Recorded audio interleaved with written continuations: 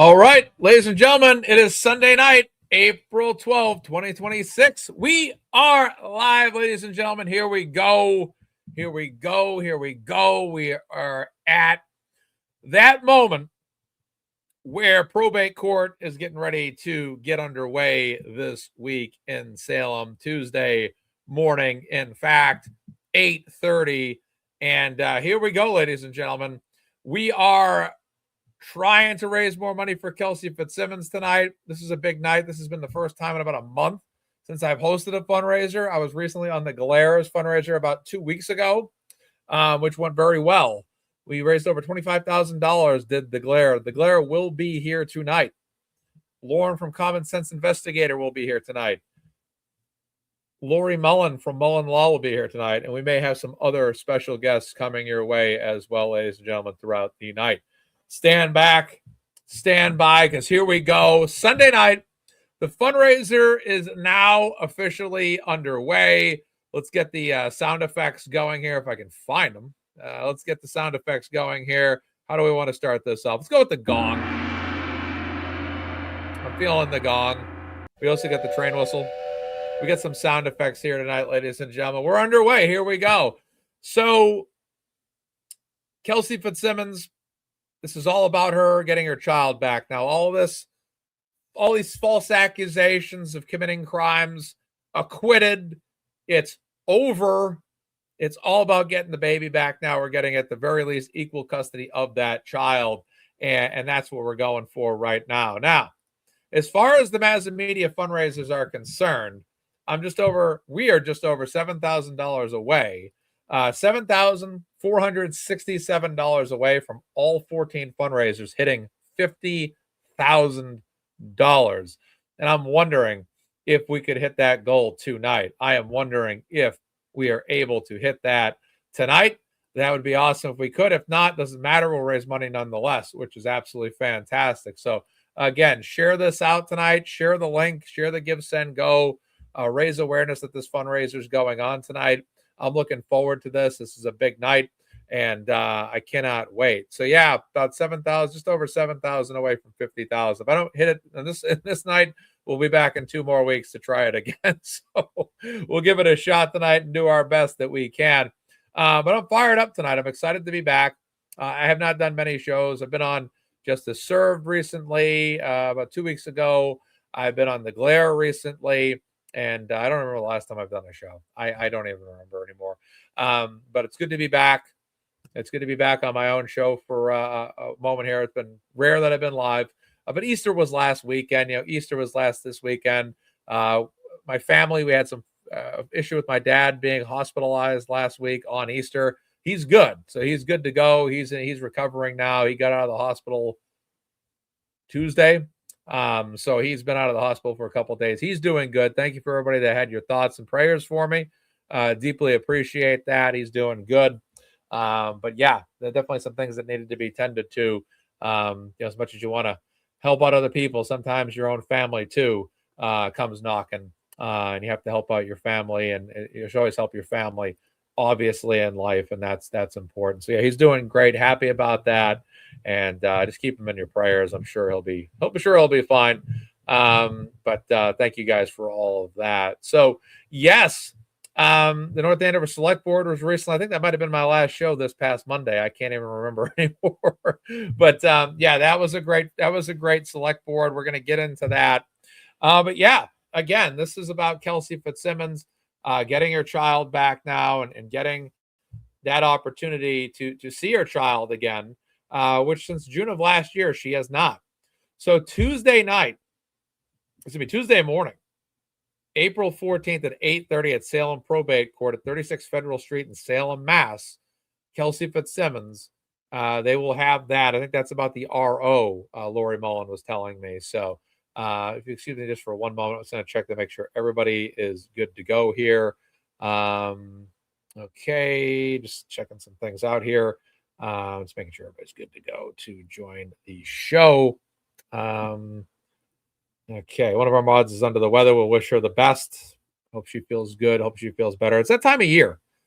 Where everybody starts to get sick with allergies and all that. What do these different numbers mean here? I'm seeing 8, Folks, give me numbers 1 through 11. All right. We might have from somewhere between the Matrix and Zion in the white background area, like Neo here. This is your digital self-image, Neo. All right. New background, new chair. The glare is here, ladies and gentlemen. Yeah, it's a new background, but it's a blank one. I have not even started. Like, if you could see the rest of this place right now, you'd be like, dude. Yeah. It is really, really, really like I have empty boxes. Yeah. And what seems to be nothing to show for it. You know what I mean? Like, I have a dining area full of empty boxes and almost nothing to show for it. My kitchen is all set up. I feel like that's good. Yeah, maybe a wall art maybe here and there, but it's so small that there really isn't much. But I have everything I need in my kitchen now, which is great. That's great. That's good to hear. Well, that's good to hear. It's good to have you here with us again. I know you've been busy dealing with a lot of things, getting set up. And, I always say if you're making a move, getting the kitchen set up is always the first order of business. Oh, for sure. Yeah. Everything First thing I did was go grocery shopping. First thing I did. You got to get that set up, a few other rooms set up. Once you got that, then you can start working from there and all that. But it's just interesting seeing it without the normal background.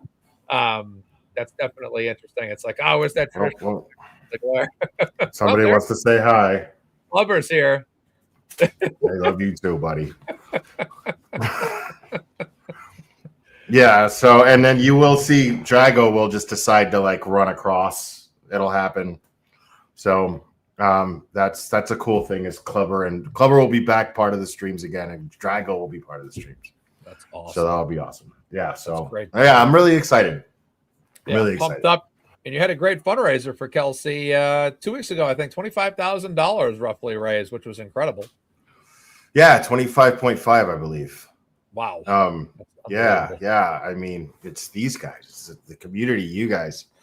It's a hell of a community to be a part of. I can't wait to get back to streaming regularly again and stuff. Right. Yeah, absolutely, man. No, that's awesome. And that's just in my camera here. But yeah, that's great. That 25,000 was no joke. Those 12-hour fundraisers really do the job. It just shows that, with the duration that you put in, it's going to have a massive effect. Roughly, I mean, you look at almost closing in on $200,000 soon, and 25,000 of that all came from one 12-hour fundraiser. That's unbelievable. Great job, man. I was happy to be a part of that for at least an hour or two. I think I was there for 2 hours. I was happy to be a part of that, brother. Yeah, no, thank you for joining, man. Everybody who joined. I mean, again, it's a community effort. That's the thing. It's like this community has never failed in raising money for, the right cause. And it's awesome. It's an awesome thing to be a part of. Absolutely. And it was great to see just, the past 2 years, Karen Reed acquitted, Kelsey Fitzsimmons acquitted. This community has brought about a lot of change for people that need that help, that are basically up against the system. And it shows that, once again, when people just come out in numbers, including financially as well, it just has a great effect. And we're going to add to our show here in a moment. Let's see if she's ready. She'll give me the thumbs up if she's ready to go. I think she's good. Okay. You will see soon Emily C. on MazzaMedia's live fundraiser 14 for Kelsey. Welcome back. I like the purple that you're wearing tonight as well, Emily. Thank you. Purple for Kelsey, of course. And thank you for having me. Hi, Lori. Hey, Am. How's it going? It's great. How's everybody? Doing great. Doing great. How are you? Good. Missed you guys. Yeah, you too. It's been a while. It has been. We got $200 in donations in so far. Thank you, everybody. Awesome. Wow, that's quick. Yeah, it's great. We're going to hit 50,000 total for you for your fundraisers tonight. So I'm just excited to be a part of this history. How far are you off? About $7,200 away. So $7,267. That's nothing. So, come on, guys. Yeah. I never know where they're going to go, with the fundraisers. I never know if it's going to be like a $2,500 night or a $10,000 night. You just never know exactly what's going to end up coming from the fundraisers. But it's been, it's kind of been different in my mind. It's just because we've been so used to worrying about Kelsey scram tests, battling Judge Kathleen McCarthy-Naiman. It's been, the chances of her essentially potentially being at risk of going to jail was there for a while. Now she's acquitted, it's over, and here we are, and it's okay. Now it's all about, just like Chili's, just like Furman said in his video, I want my baby back, and that's what this is all about now. That was so good. That was so good. Yeah. I love that video. Hi, everyone. Wait. Yeah. Hi, Lauren. Hi, Lauren. Lori, I'm glad you're here because I had questions for you about that recent document that and I'm like jumping the gun, but I'm just really excited to be able to ask you my questions. I was curious because can I just like dive right into this? So my read on a lot of the stories that Justin tells about what happened is there's probably like some grain of truth where they were in a contentious kind of like moment in their relationship, and that's why it stood out to them. But he writes each one of them like, and all I was trying to do was like de-escalate the situation, and then she was like just out of control, and like every single one was like, and I was just curious from like the court's perspective, like on some level in terms of like a criminal trial, or like not even buying, like does an attorney recommend to write their stories that way? Because like in real life, I feel like somebody's more believable if they say like, I was yelling, but then she got so upset and then this happened. So like taking some amount of blame for themselves. When I see that, I'm like, okay, like your story seems like that probably did happen because you're like owning up to your part in it. Is that just not recommended by the court, or is he just going kind of out of his way to place every single amount of blame on her and take no responsibility? You notice that there's like no disclaimer of like, well, I'm no angel, but like there's not even that. At like not even point, some in any of the stories. Never. Nothing he ever does has him ever accepting any kind of accountability for anything. I mean, like since the very beginning. Remember when he even did an interview with the TV station and like wouldn't let it be recorded? But he didn't it's ridiculous. So he has a new name. It's now Saint Alien, because apparently according to that affidavit, that's what he is. But you're absolutely right. I mean, it goes to credibility. And I would hesitate as an attorney making my client out to look so perfect, because you're just setting yourself up for like, because there's text messages going back and forth. And he wasn't a saint in all the text messages. Well, the only thing we've ever actually seen concrete proof of, as in like video evidence, is all really contrary to what he wrote in any of those. It makes him look really bad, and she seems perfectly rational. Right, exactly. And honestly, like her affidavit that she filed, like this is like he filed a motion for further temporary orders kind of in response to her motion for further temporary orders, which she filed a couple of weeks ago. And in her motion for further temporary orders is when she actually did an affidavit. He just had a verified motion, which is, it's not quite the same as doing an affidavit. And there were like errors in it. And I wouldn't want my client signing that like that. But in her affidavit, she had, I get the impression that like Kelsey has backup for every single thing that she put in that affidavit. None of it was like extraneous stuff. It wasn't, he said, somebody said this person, my friend said this. It was all like concrete things that I think that either she witnessed herself or she actually has evidence of, whether it's in her phone or in the form of video from her home.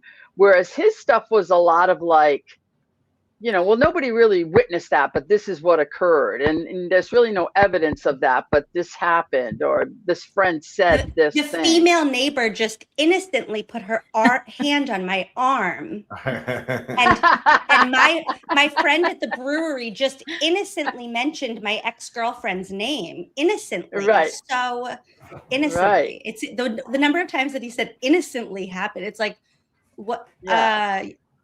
Right. The lady doth protest too much. Yeah. Right.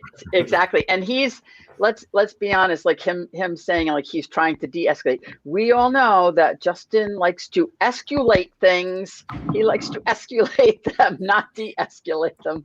Well, So and if you're somebody who really was trying to de-escalate, I feel like you would explain that. Like as a teacher, if you were writing up a report, you would say like, you know, the student was like having an outburst, and initially I tried like getting down to their level and talking quietly to them. When that didn't work, I said, do you want to go for a walk in the hall? Like you would outline the steps that you did. Every single one, he just says, and I tried to de-escalate the situation and she didn't listen. It's like, what would you mean? You were just saying like, Kelsey, relax. Kelsey, chill out. You're being crazy. Calm down.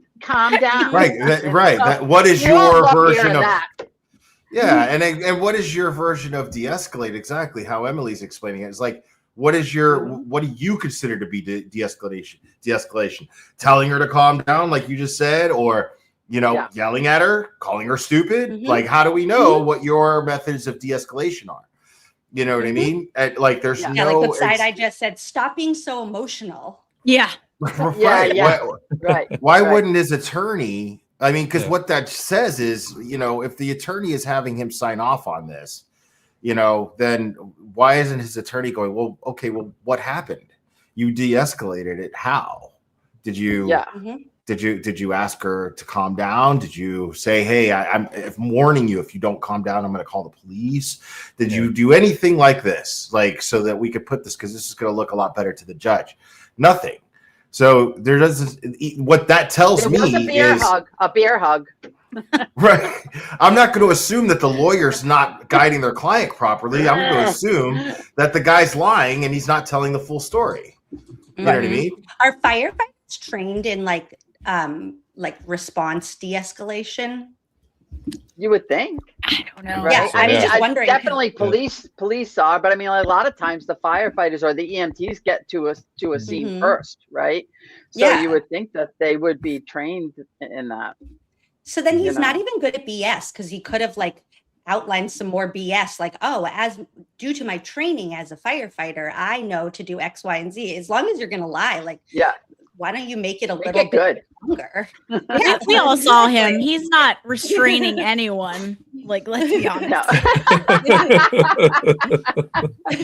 That's true. That is true. No, he said he put her in a big bear hug. Like, I don't know. That probably pissed her off. But like, even if you listen to I'm sure you guys have all seen the Microdots video with the audio of him. Does he sound like he's de-escalating anything in that video? Well, and what I was curious about is like, it like in those moments, is that what he's called? Like, would he? I was really hoping that he was going to have detailed one of those incidents like in his writing, because I would want to see how he describes that. Like, would he have described that as like, I told Kelsey I was just going to de-escalate the situation by going back to my family's house because I didn't want to, you know, that's like what he's writing and that's what he's saying. But like, now that we've seen what it really looks like for you, it's like, that's not de-escalating, sir. That you were the whole problem. Right. And you notice in his affidavit, he skipped over the whole month of May. Like, that's the only time that we have, it's what we have video evidence of. Exactly. So like April and he was all perfect. And this thing happened. We're not going to talk about May. And then we're just going to go right to June and the bachelorette party. So it's like, very self-serving. A lot of things in there were very self-serving. In the bachelorette party, he completely left out the glove compartment shrooms that he placed in there too. I mean, those just didn't happen. So, right. Well, and the other thing. I'm sorry, Laura. I just got to cut everybody off. I apologize. Some questions in the chat. Just to be clear about the fundraiser, might have some people that are new. This might be their first fundraiser with us. So basically, the way the fundraiser works is that you click on the GiveSendGo link for Help Kelsey Heal. On that website. So that link is pinned to the top of the chat. It's also in the description. When you go there, that GiveSendGo, and you make your donation, that donation goes specifically to her. So I just wanted to clarify that, because we might have some people that are tuning in for the first time to one of these fundraisers, might not know how it works. So what we do is we count the total of all the donations that come in throughout the show.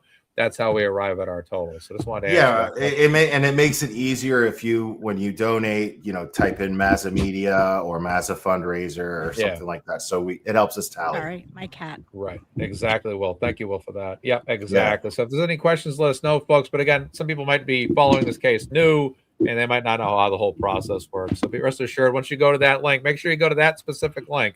This is another reason why we keep super chats off, because we don't want super chats coming my way when it's supposed to go to Kelsey. So. And you guys can't hear my gum chewing, can you? Like, it's not annoying anybody. I'm trying to quit smoking. This is nicotine gum. I swear to God. Good job. Nice. So, and I can't smoke, and I'm used to smoking on live streams, so I'm not going to be smoking on this live stream. So this is the alternative at the moment. But if it is bothering people, I'll stop. If it's smacking, if you guys can hear it, let me know. I can't hear what you guys hear. So I thought for a minute I heard like a mechanical jaw, like that, a little bit like I was Jones from Police Academy, And this is my first piece, and it tastes awful. Okay. But I'm giving it a try. We'll see. I'm not making any promises though, but I am making the attempt because I don't want to smoke in my new apartment. And so, awesome. And it's better not to smoke on live streams too, if I can help that. So that's right. So I'm not trying to be rude. I apologize. My grandmother quit smoking with Nicorette gum like in the 90s, and then she got hooked on Nicorette gum for the entire rest of her life. I'm scared of that happening too. Yeah. Because I already chew gum a lot. Yeah, I already chew gum a lot. I just don't chew on live streams, and now I'm gonna replace, which I'm kind of worried about because I don't want to annoy people with this.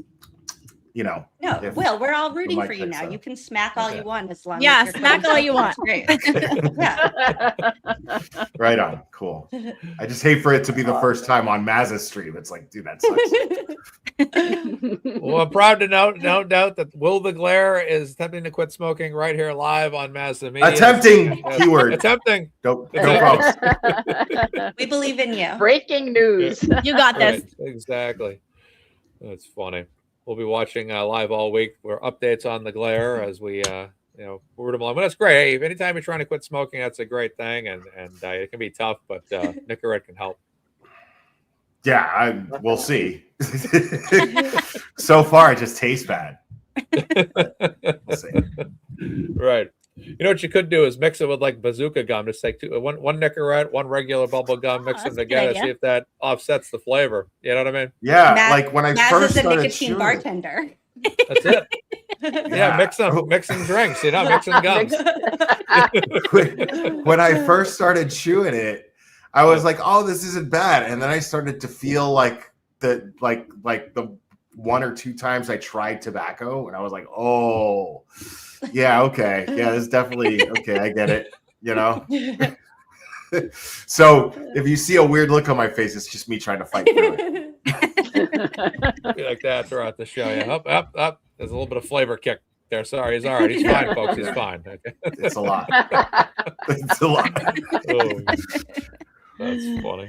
Oh gosh. That's a riot. Oh my goodness. I am so excited to have everybody here. It's just great to be back again. Good to see everybody again. And Emily's with us tonight. Thank you so much for joining us. And I'm just happy we continue to raise money for Kelsey. You're welcome, Emily, so much. And it's good to everybody else. I get to meet Lauren in person for the first time, Lori for the first time in person, and Emily all for the first time in one day, which was absolutely fantastic. And all of you are exactly like you see on camera here. Just as friendly, just as nice, just as pleasant, just as caring. The only difference about Lauren, common sense investigator, is she's not as frozen in person as she may be on the stream right now. She's more animated. She's a little different. So. I mean, we got the mannequin stand-in for common sense. There's always a contingency plan. Is it really bad right now? You haven't moved frozen, girl. She's also a ventriloquist, folks, which is I mean, come on, cough it up. And this is for Kelsey. Smile. It was a good freeze frame. You got lucky. There you go. You're back. Come back. Oh, I'm back now? Yeah. Okay, I was gonna say I could leave and come back. No, it's still weird. Okay, I'm gonna leave. Frozen. Okay. Actually, the last freeze frame is better than this one. This one you're kind of like mid facial expression. The last one was like a straight up smile. So yeah, that's okay. We're over $705 raised so far tonight. That's fantastic. Wow. That's amazing. Nice. Quick. Yeah. That's great. Well, she needs it. That's for darn sure. You know? Yeah. Finished part 1 successfully. And that was a nightmare from the very beginning. A lot of things happened in the criminal case that never should have happened. And she went through a lot of funds, a lot more than she should have had to go through. Yeah. And now we're on to stage 2. And it's already so much more than it needs to be, honestly. Yeah. And this is why it's really important. And I'm sorry to interrupt you, Lori, but I don't want to lose go for it, Will.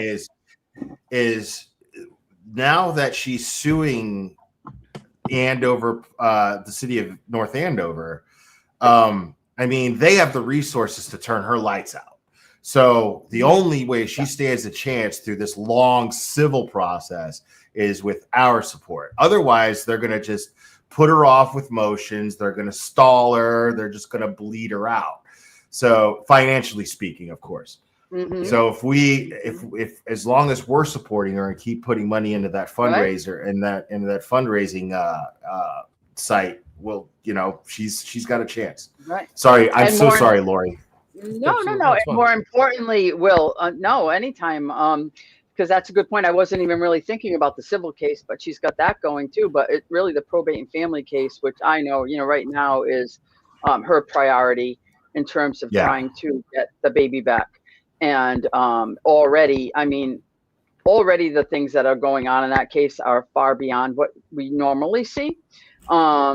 You know, like they are really pulling out all the stops.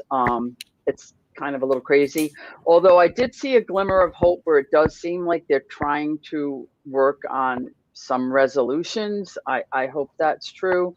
But sometimes I find, you know, one side will be like, sure, you know, we'll work together as long as you're willing to do, you know, up to 5 hours of parenting time at a supervision center, then fine, we'll give it to you. You know what I mean? And that's not realistic.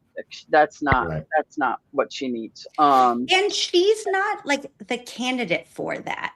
That's what you do for somebody who needs to be supervised with their child, where you fear, like, I have a friend going through like a very serious situation with her baby's father, and he cannot be alone with the baby like for a minute, and it is that those centers are for him. That like Kelsey has her house set up, she's ready, she has already provided more of a home for Caden than Justin has like nested on his end, and it's just a punitive like gotcha kind of thing to like make it more of a pain for her to get to this next stage. And it's about control. So you have this visitation center that they've obviously, you know, they're the ones that came up with this place. It's possible because, you know, his family is connected, that for sure they kind of have some connection there. Visitation centers take notes, they observe behaviors. And first of all, Caden's too small for that. Like, he's too young to be at a visitation center. When I've had cases where I've needed supervised visitation and set that up for my clients or for the other parent on my cases, it works better with older children.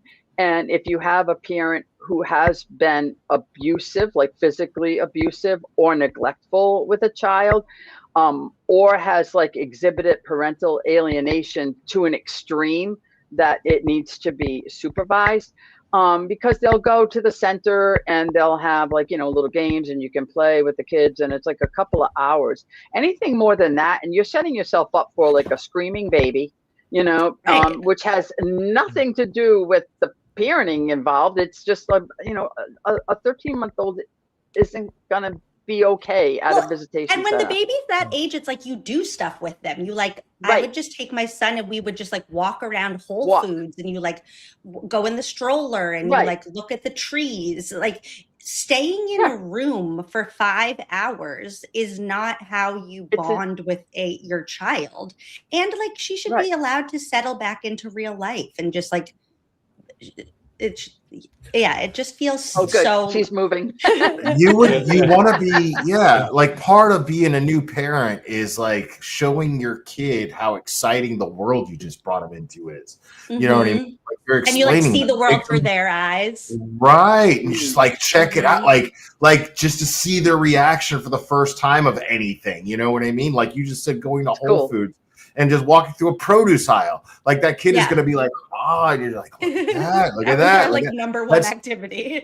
Yeah, that's a blast. Like, he clearly doesn't seem to have any interest in this, which says that he doesn't seem to have any interest in viewing the world through his child's eyes, through marveling at the child, marveling at the world. You know, like he has no interest in this. It's sad.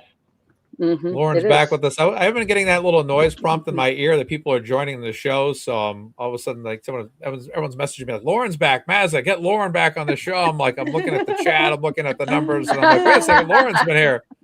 And then I think Kurt was trying to join us too. So I'm just waiting for her to come back. So I wish this thing would just prompt me so I can hear it. Usually I get that little ping in my ear, but I haven't heard it all night. So what are you going to do? I guess, Will Page is in the chat too. Hi, Will. Yes. We hope Kelsey's doing well. I'm sure that she's nervous, as everybody. Anytime my clients are going to court, I mean, it doesn't really matter what's going on. I always, respect the fact that it's very nerve-wracking and it's stressful. And so our thoughts are with Kelsey as she goes into this stage of the case. But I really think that, she's going to be seeing her son very soon. So Tuesday is actually the restraining order hearing. And that is probably going to be an evidentiary hearing where they actually have witnesses. I don't know how many a judge is going to allow to come up there. It's usually just the parties, but but a judge can even a judge can either, dissolve the restraining order, continue the restraining order, or modify the restraining order. And it can be modified to allow for parenting time. So it's possible that she'll get her some parenting time this week, even if it's in a supervised way until the temporary order hearing. But when I say supervised way, I mean more like with her parents. That's what we generally see in terms of a supervision. I'm sorry to interrupt again. We're hearing like a constant clicking noise from someone on the show. I'm not sure who it is, but we're hearing like a constant like click, click, click almost every other word. I'm not sure who it is, but I don't know if someone can adjust there. I'm not touching anything. I'm gonna mute. It's your gum. Yeah. Yeah. I don't I was muted, so it wasn't me. Okay, so Emily is safe. Yeah. There's double checking here. People are starting to comment about it now, so I just wanted to make sure we're good to go. Just to make sure that mics are plugged in fully and just to double check. So, all right. Sorry, yeah, people are saying they're hearing it. So, all right. Hopefully everybody's good. All right, we'll continue. Sorry, Lori, go right ahead. Well, I muted to see if it was me. So if they're hearing it again, then it is me, and I'll go off and come back on. I might be having Bluetooth headphone issues. Yeah, it's back. It just started clicking again, again. All right. Okay, we'll stand by for you. All right, Laura. So I'll go by. I was muted, so it was neither my gum or anything else. Yeah. No, I was muted too. Yeah, I just kept hearing that constant clicking noise. So I'm like, what's going on? I got to let you guys in on this. You're going to love this because so I decided, I was all excited. It just got here not even like 2 hours ago, right? And I put my mic on it and I was like, yes. And there's this little piece of plastic, little tiny piece of plastic on it. And so I was like, screw you, Rode. I'm using you anyway. So I rigged it with tape. And so I'm still using my boom. It sounds great. But it just looks horrible. Like it's the same mic I always use. It's just that, I got a boom mic. I got a boom stand for it. And so, but I had to duct tape it. So that's funny. You can't even tell. Yeah. Well, yeah, because it's off camera. That's funny. Will, someone in the chat said that I need to make you nicotine free is the life for me badges, like the drama free badges. Yeah, see, I'm not going all that far. I haven't even, listen, I'm just doing this because this is the first live stream I've done indoors since the last one I did, and I still have this many cigarettes left. Okay, so I have not quit yet. I'm smoking these, and then that's it. But while I'm live streaming, I was like, oh man, this is gonna be tough. So yeah, that's why I'm chewing the nicotine gum now. But perfect. Lori has, you're back, and we don't hear any clicking. All right, awesome. No, Madam Mayhem, I am ghetto fabulous. Okay, there's a big difference. When you're ready, I'll make the badges for you. Ghetto fabulous. That's funny. Yeah, I'm not getting that noise ping when people join the show either. It's weird. I don't know why StreamYard's not doing that for me, but StreamYard's being a little bit of a bother tonight. I can keep my eyes on this all night long when people join the show. It's StreamYard, make it easier for me. Don't make it harder. Make it easier. All right. We're at $845 raised so far for Kelsey tonight. Awesome. That's fantastic. Laura, you were talking about this week. Oh, Emily, do you want to add something? I just wanted to say something like for Kelsey's peace of mind. And it was just something I was thinking when everyone was reading those documents that I want her to know. And this might have just been me projecting my own anxiety about how I would have felt having people read these. But I want her to know that even if in Justin's stories, whatever bits and pieces of each one of those stories are true, and then his own exaggerations, we don't need her to be the perfect victim for us to be here supporting her. And I don't want her to feel at all insecure or anything about what they were going through. To me, a lot of the situations that Justin described sounded like kind of typical toxic relationship. Some of the things were just when the story of Tayden rolling off the bed, that happened to me with my son. I can remember it so clearly. We were in Bermuda at a hotel. I didn't know he could roll over yet. All of a sudden, he was there was so much of that document that just felt like Justin is dramatically describing kind of normal life and a normal toxic relationship. And I didn't want her to feel that we were at all being judgmental of her in those moments, or that it would deter anybody from supporting her. And I just wanted her to know that. And she was probably exhausted. I think in that particular instance, definitely less sleep. It seemed like she was really primary care parent. Let's be honest, because that seemed to be a lot of it. It seemed like a lot of he's telling the story from his point of view, of course, but ladies, we can all read through the lines of what's really going on here. Exactly. Because he had to keep kind of saying it wasn't like I was going out with just my friends or my buddies. This was something that I had to do it's okay. So there seemed there was a lot of that kind of stuff that was going on. And that, she wasn't feeling supported, and she's exhausted, and she had postpartum depression, and she just had a baby, and all of and these she things. Had a Justin. And she had a Justin.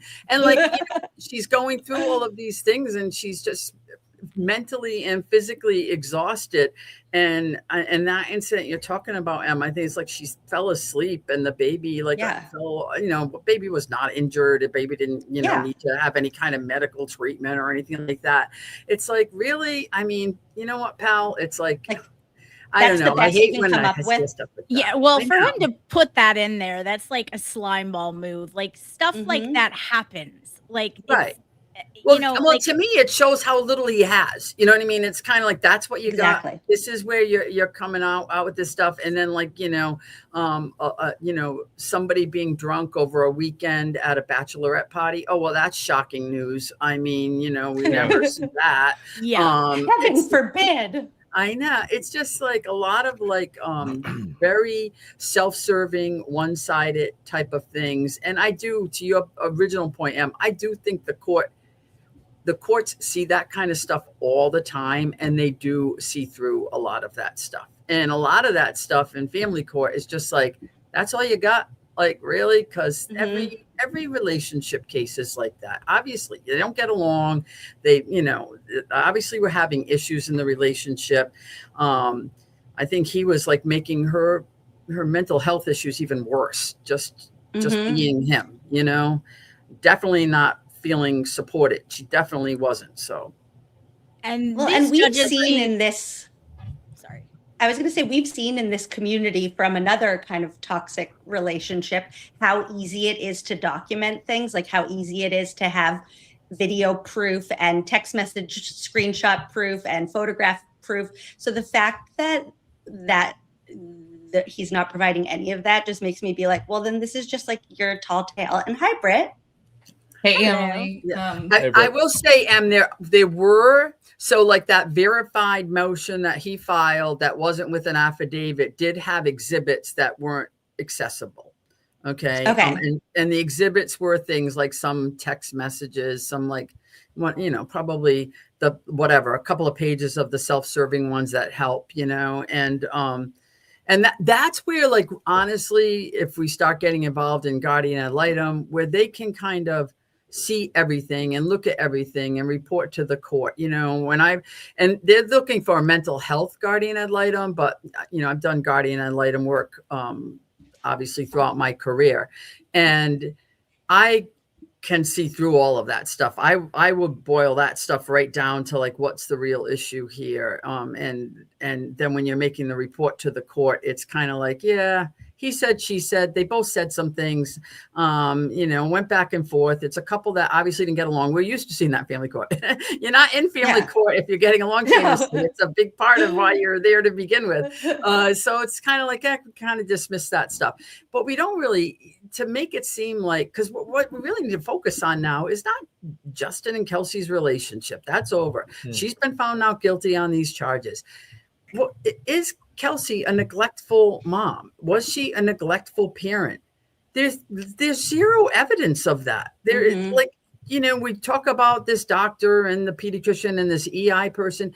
Kelsey was bringing the baby to his doctor's appointments. Nobody exhibited any concern about Kelsey's behavior and caring for her child. There weren't any 51A reports, all these mandated reporters that she interacted with. Nobody had any issues, 0.0 issues with Kelsey as a mom and a caretaker for her child. That's where we're at right now. All the other stuff that came is now over. Okay. So we're at now, like, is this person an unfit mother? Where's the evidence of that? Yeah.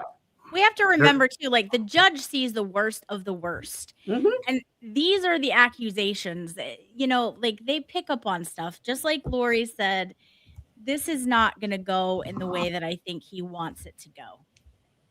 There's no family court that is going to take a child away from their mother without the father being able to prove, or somebody being able to prove, that mother is detrimental to that child.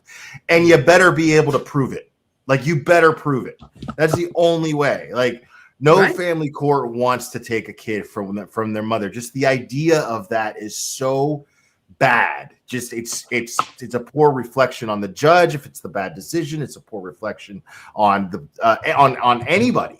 It's a bad move. You can't do it unless you can prove that mother in a rare instance is bad for that child, a danger to that child. And now that she's been acquitted, that only adds to the volume of her argument, to basically say, hey, look, I mean, this woman is nowhere anywhere near in any way, shape, or form close to what she's been accused of. For those of us that have had an opportunity to, if you see her on camera, meet her in person, you can tell Kelsey's a very genuine person, a very honest person. You can see that very easily. When you see some of these other folks on the other side, they just don't appear to be very, some of them not very nice, quite honestly, on the stand. At least one former friend seemed to be very mean to Bradle, but the rest of them just kind of seem like they're sitting on pins and needles while they're being questioned half the time. Kelsey's testimony was the best testimony during the entire trial. And I felt when I sat there, everything she said was right in line with what her story was, and it all made sense. These other stories that are being said about her, just like someone said to me on Twitter yesterday, it just seems like someone took a long time to sit down and assemble a lot of made up stories about her. I mean, it's easy. I mean, anybody can sit down. I mean, if I wanted to sit down right now and write a movie or a story about space aliens from outer space coming to Earth and trying to take over the world, maybe I can call it War of the Worlds. Maybe I can call it Independence Day. Maybe I can call it Men in Black. Maybe I can call it Invaders from Mars or Earth versus the Flying Saucers or Forbidden Planet. I can come up with something, I'm sure, and make like a really good alien story and talk about how bad aliens are and how, Mars attacks happens. And, maybe I can write a story about Artemis 2 and maybe aliens came back with Artemis 2 and they're going to take the planet over. I mean, I can make up a long story. I can make like a 200-page story about how aliens are bad. An alien comes down and snatches your baby. Yeah. Right. I mean, that could happen. Parental alienation. Right. Yeah. You mean trips down. Right. We saw a ghost. We saw a ghost steal a baby in Ghostbusters 2. We saw David Bowie as a Goblin King steal a baby in the movie Labyrinth. I mean, why not a story about an alien? I mean, that's what I mean. Like I said, if we can make up stories, you can make up stories. But yeah, that's how I feel when I read all this information that they're saying about Kelsey. Is it feels like it's a made up, make believe fictional tale, trying to make Kelsey out to be this horrible person, which she's not. And I just find that hard to believe. I find it hard to believe that someone is this bad. I just don't believe a word of it. I was reading it through yesterday, and I'm just like, I can't read this. This is it was a bad relationship, right? So you picture a really, really bad relationship. This is just awful. This is bad writing. Yeah, but it's like a really bad relationship, and then he's going to write every single bad thing that happened in that bad relationship, and she probably has 100 bad things she could write about a bad relationship too. I mean, whether it has any relevance as to how she was caring for her infant child. Okay, I mean, we've established you should not be together as a couple. You suck as a couple. That I think that's very clear. Well, and it says a lot to me that at no point did Justin ever accuse Kelsey of, missing one of Caden's meals, doing anything physical to Caden. He makes no direct accusation of abuse. Like basic concerns that one would have with an alcoholic co-parent. You know what I mean? To an infant. Like, oh, she's missing the child's feedings. She slept, the baby, I came back from a jog. The baby was crying because she slept through because she was so hungover from the night before. Blah, blah, blah. None of these called things. At 2:00 and he was crying, begging for breakfast. Or I came home and his diaper hadn't been changed all day. He had a rash, like that is the type of stuff that you hear with real parental downfalls happening. And Justin never once claimed that any of that happened. And even if things like that, though, like DCF is not going to take your child for things like that. They're going to work with you. And there is much worse things that, I mean, the stuff that I saw when I worked there was despicable. And even the stuff that he's claiming would not ever amount to her having the baby taken from her and her having supervised visitation. So this is just, again, she's having to do the whole 9 yards of extra stuff that she should have never had to do. She should never have supervised visitations ever. No. And I think there's some plan like in place with that her attorneys have suggested. The biggest problem right now with Kelsey is that she hasn't seen her child. Not that she's a harm to her child. It's more just like she unfortunately is a stranger to him, and that is really the problem. And it's a sad problem to have. However, they're going to overcome that quickly, you know? So, and the more time, that's why this whole once a week, that's malarkey. That's all I'm saying. Yeah. That's my Irish word for bullshit. But anyway, it's not, that's crazy. That she needs more constant contact with him over more days so that he becomes familiar with her again and she's no longer a stranger. And then, then she'd just go back to like the suggestion I want to say that Julie Hess has made is a co-parenting plan. It's like a 2-3-2 plan. That's a very common, typical plan that we see where it'd be like 2 days Kelsey, 3 days Justin, 2 days Kelsey, 2 days Justin, 3 days Kelsey. And then you just kind of keep going back and forth like that, where it's a 50-50 plan. But you might need like a little bit of a transition period just so that the child isn't overwhelmed in terms of his surroundings. But it should happen in like, you're going to have like 2-hour visits, like 4 or 5 times a week. You know what I mean? Not like once a week for 5 hours at a visitation center, which is only going to traumatize a child because that 14-month-old does not want to be at a visitation center. There's nothing to do with he's only a year old too. He's going to need to go down for a nap. Right. At some point during that 5-hour visit. 5 hours is a lot on a 1-year-old. I think 5 hours is okay if it's like at her apartment and she has a place for him to go to sleep and a safe place and he can feel comfortable. I think that's all fine. But like at a visitation center, they're not equipped to be having nap time. I mean, that's not what you do at a visitation center. No. And if anything, like when we would do custody things for younger children, it would be divided into more days of the week. It wouldn't be longer visits. We would have 3 visits that were 2 hours each instead of 2 visits, 2 hours each. So it's just realistically that is insane.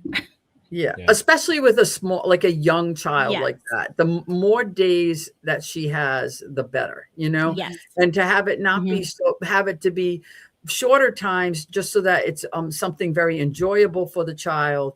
And then after like a week or 2 of that, he's just going to be like, this is mom, you know what I mean? And then boom. And then like, let's go right into the regular kind of parenting plan after that. But, and I firmly believe that is probably what's going to happen. I don't know about this week. Cause like I said, this is the restraining order hearing, the temporary order hearing. I do think that they're working on trying to come up with a plan. It's going to be, to me, I feel like Kelsey's being super reasonable. So it's really going to be a matter of how reasonable Buston is with his attorneys in terms of, it's just not realistic to think you're going to be keeping this baby away from his mama. It's not healthy for that baby. It's not. Of course not. Right. I have a sneaking suspicion that the reason he is in that additional care for his feeding and stuff like that was mentioned in that last filing is that he very suddenly was broken off from breastfeeding at the age of 4 months. That's normally something that is weaned. Am I wrong in that? Isn't that the word? Isn't that where the word weaning comes from? Is to wean a child off of breastfeeding? Isn't that like the origin of the word? Right. Well, that was not even just breastfeeding, but being fed by his mom, like that, getting a bottle from his mom, like just being held by your mom while you're feeding. You're used to that, like no matter what the situation is. It's like, well, I have a different theory on all of that actually, because I feel like his parents are very skilled in family law type of situations. And they knew, that eventually they'd be at this point where at some point or another, because even if Kelsey was found guilty, guilty, even people who go to jail and come out, they have their children, they have parenting time. So they were setting all of this up, just my opinion, but they know the system. They know how the machine works. So they're like, oh, let's get the EI, the early intervention person involved. Oh, we've dealt with this woman before. She'll write all these nice big reports. An early intervention person for a 4-month-old, come on. And if we go back and we look at the pediatrician records, which I'm sure, they have, like there was no indication that there was any, he was a premature baby. So there was that. I mean, there's probably like some milestones that weren't maybe being reached because of that. Right. But not because there was any issue that Kelsey wasn't feeding him right, or he wasn't being taken care of. But, a 4-month-old going to EI, and then now the EI lady is like, oh, dad's his favorite. And people keep saying it's a pediatrician. It was the EI lady, the early intervention lady, that's saying these things. Oh, dad's his favorite person. Well, who else are you seeing him with? You know what I mean? Right. And you don't get a sticker for being the child's favorite one. You should be. All his mother. His father. Other parents. Right. It's like if you give the kid is forced to watch Sesame Street every day, and the kid is only given Big Bird stuffed animals. And it's like, well, the kid's favorite is Big Bird. It's like, well, it's kind of like imposed upon the child. Yeah. The child didn't really have a choice here. It's not even that narrowed down. It's not even that narrowed down. It's what's your favorite TV show? Sesame Street. Because it's the only one. It's the only show. Yeah. Like, So did he put Caden in early intervention right away, like at 4 months right then, or was there some like a waiting period in between? I don't think they have the exact date in that verified motion, but it seemed very early on, very early on where they were setting that up. And that's what I'm saying. Like the early, here's the little baby, like was there any indication that he needed early intervention? It might be one of those things where it's like, look at me, pat me on the back. I'm doing all these things to make sure that, the baby's being taken care of and he's got all the support systems that he needs. What he needs? He needs his mom. That's what he needs. Yeah. And he's not thinking of this stuff. Somebody's doing that for him. He's not doing that. He doesn't know what to do. He doesn't know who to contact. He doesn't even know what to Google. This guy is an ass clown who's just trying to hurt this woman, and he's going, mommy, or whoever, and they're like, oh, I'm going to take care of it. I'll take care of it for you because he needs a mom. That's right. Like I guarantee it. And I know this, and shamefully so, because I was this guy in a way. Like I was the guy that just always, like, if I had a girlfriend, I didn't know what to do. I didn't know how to life. You know what I'm saying? Like I was just a loser. You know what I'm saying? Where I just needed someone to do everything for me when it came to like actual, like, oh my God, I'm going to have to like get this bill and get this worked out. And I'm going to have to consolidate this. And I don't know what to do. And then, dude, shut up. I got it. That's the kind of girls I would date, one with a brain, because so I didn't need one. You know what I mean? And so like this is this guy because he doesn't want to think. He doesn't want to have to do stuff for himself. He needs to have someone there doing everything for him, and he feels above her in the process. So he feels entitled to that person doing what he wants them to do and what he needs for them to do for him. Spot on. Yeah, he's a creep. Yes. Loser. Well, and now he's back with mama. There is a part of all of this for me that like I want justice. Like as much as it's like you kind of typically when there's like the evil villain in a story, you're kind of like rooting against them. But it's like I have to keep reminding myself, like we really do want Justin to like go through the evolution that Will just described, where it's like, okay, once upon a time you didn't know how to do all of these things that you know how to do now, only because that will make Kelsey's life and Caden's life better in the future. I don't care for him. Like, do whatever you want for yourself. But like, we kind of do want him to like learn how to get his act together so that he can make Caden's life easier and Kelsey's life easier, and they're not battling this out every time like something runs out from the court and they're doing this battle all over again. And that is where it does feel like his family is also like setting him back, like setting the whole process back so much, because it's like, stop doing all of these things. Your 31-year-old child should be able to like wipe his own butt now, and like you have to kind of like let the baby bird fly, because he has a child now that he's going to need to be responsible for, and like continuing to kind of keep them all in this like nest. Just trying to not say mean things. House of horrors. He's the kind of guy that leaves dishes in the sink, but then when he comes home from work, gets annoyed when he sees dishes in the sink. Yes. You know what I mean? Like, no, dude. Like, get your ass up and wash the dishes, dog. Like, that's what you gotta do. That's it. Or he's the guy that thinks it's like, this sink is magic. It's like every day I just put dirty things in it. And the next day I get home from work and they're clean. This is incredible. Right. Hey, Jeannie, who's breastfeeding my child. Get up, watch this. Unreal. And unfortunately, like, I feel like you're right, Emily, but like with his family, it seems they're just enabling that all of their children. They never let the baby birds fly. They're all still living with them, and they're still feeding them and pampering them and all of that. And so it really is just doing him a disservice, and therefore his child a disservice. It reminds me of the Lannister family, just a little bit. I get Lannister vibes. Jamie and Cersei. You know, we got Jamie, we got Justin and Courtney. Jamie and Cersei Lannister. Yeah, not just a little creepy, but and he calls his parents by their first names. Does he really? Lisa and Doug. Dougie. Not even Doug. Yeah. So weird. And I bet he's been doing that since he was like 7. Like he was like, Lisa, pick me up at school earlier. You were too late today. Lisa. No, but isn't that the classic you're friends with your kids thing? The meatloaf. Yeah, we want it now. Like in Mom, Lisa, the meatloaf. When he was arguing with Kelsey, the movie reference. When he was arguing with Kelsey in text about the daycare, and he was like, Lisa will watch the baby. Lisa. It's like I was like, I'm not even sure who this Lisa is, and then I realized he was talking about his mother. But that's how he referenced her, Lisa. So, his own mother.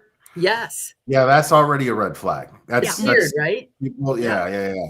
Yeah, and it wasn't like Kelsey knew exactly who we meant, so that must be how he refers to her, because he's like, Lisa's offered to watch the baby. Why are we going to pay for daycare? Well, I don't know. Maybe because you live in North Andover, and where Lisa lives is a 45-minute ride one way and back, and then she's got to get back to work in North Andover. That seems like not that convenient, you know? Plus, she probably knew what Lisa was about. So he probably refers to them as his roommates too. Yeah, like, ooh, creepy. That type of guy. Yeah.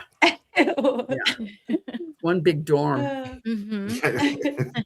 I missed some of this, but have we? My roommate forgot to pack my lunch today.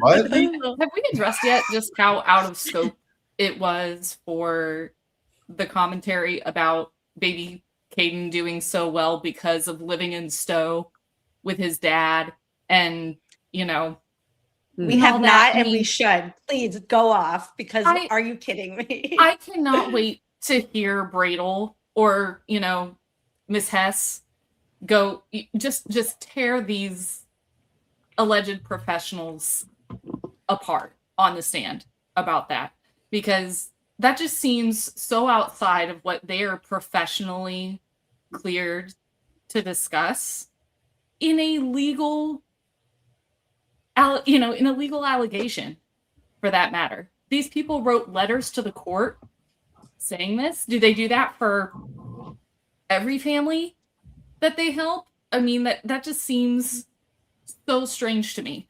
I would expect someone to say, baby Caden is doing great. He is at normal weight for what's expected at his age. He is eating healthy meals and doesn't seem to be missing any milestones. So, and that's it.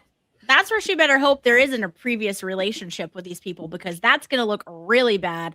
That's also going to be on a record for everything in the future and for future suits that may come. So she better hope there's no connection and personal connection.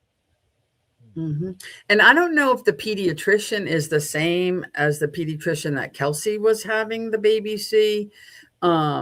Because I mean, obviously, when Kelsey was bringing him to the pediatrician, there mustn't have been any concerns, because you know why? Because the pediatrician would have had to make a 51A report if she felt that the child was being neglected and wasn't cared for. So, okay, we know mom got taken out of the picture by dad. So yes, now the child is just with dad. Like, newsflash, we all know that already. So like, what how is this news?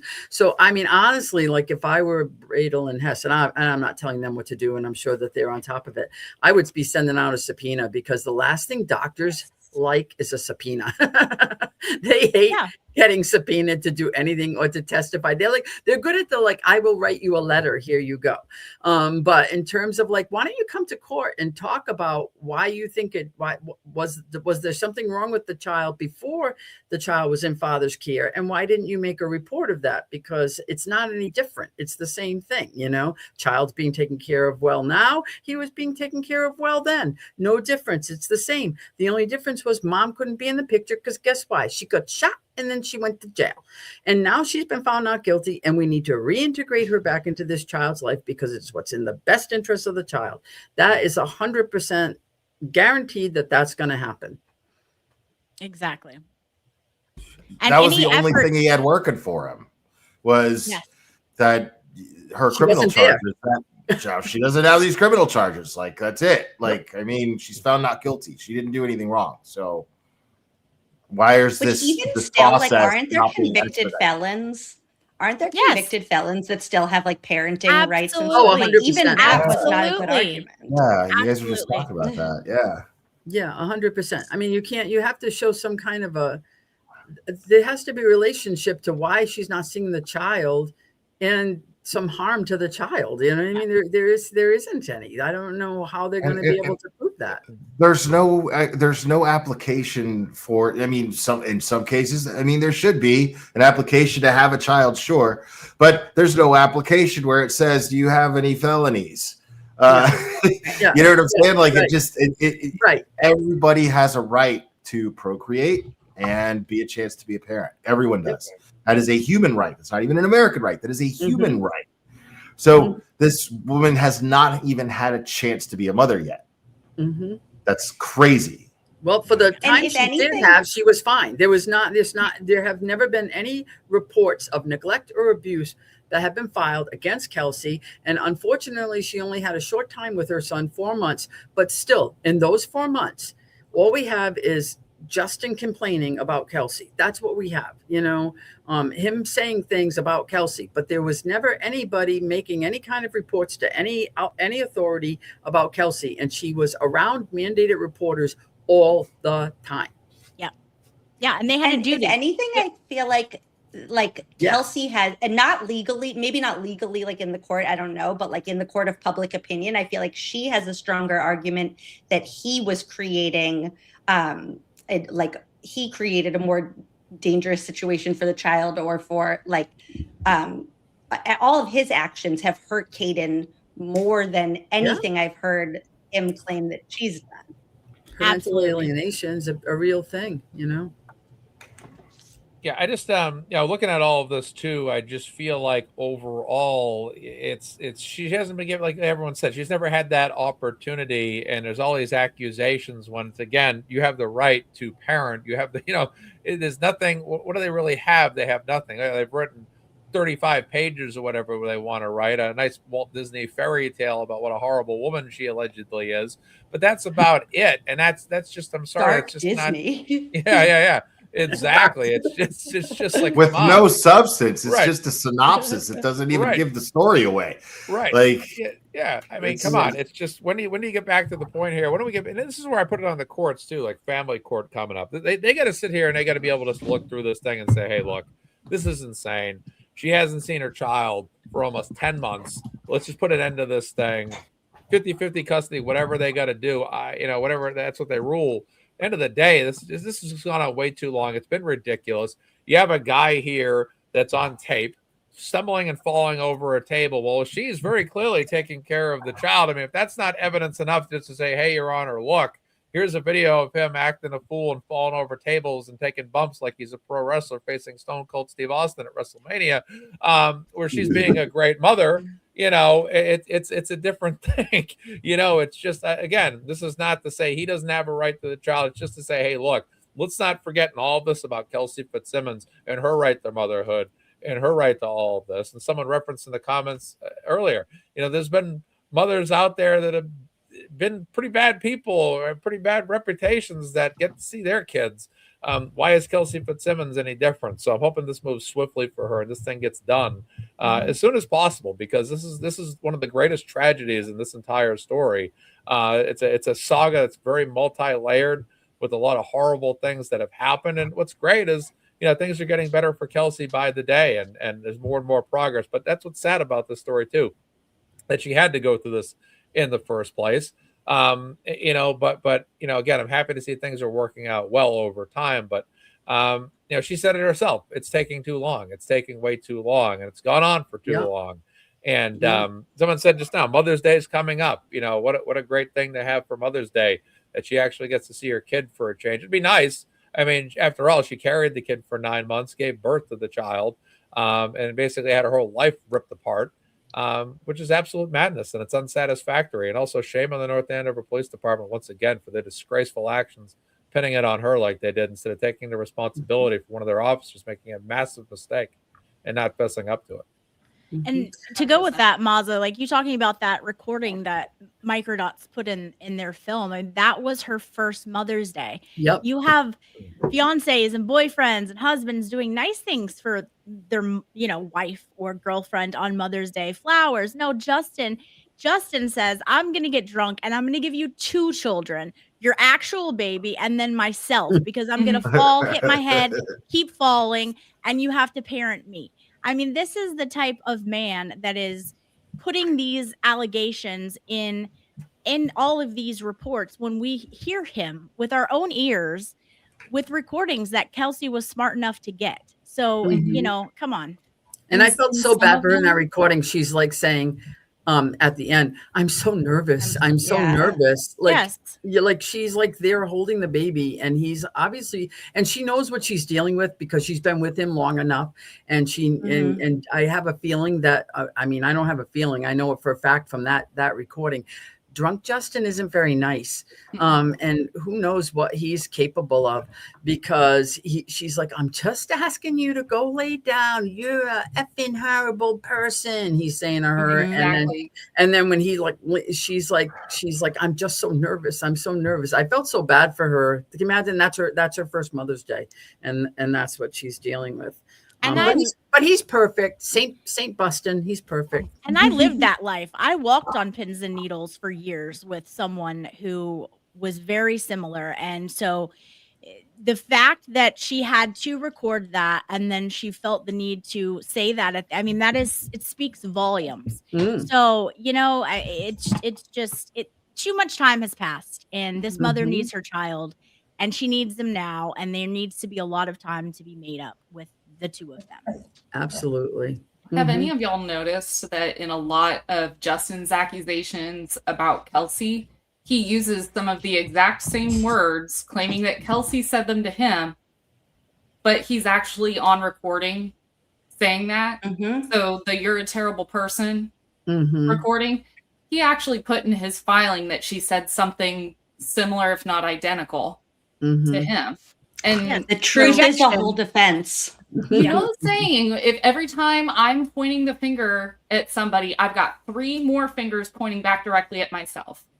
And that's all I could think about when I read that entire document.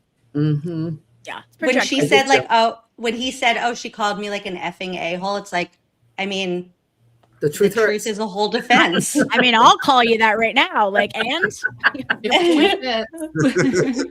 yeah. Can I read you one part? There was one paragraph that made me laugh so hard thinking about what we know about the mushrooms in the glove compartment. So he's describing part of the bachelorette party, and he said, once the parties were upstairs, Mother began speaking in words that Father could not understand. She was clearly angry at Father about something as she continued to raise her voice and was flailing her body while doing so. So basically, he's listening to her speak, and he's like, I can't understand what's coming out of your mouth right now. Maybe because you're on glove compartment mushrooms. Hallucinogenics. Right. Yeah. That whole paragraph was just like, oh, you were tripping. Okay, I understand.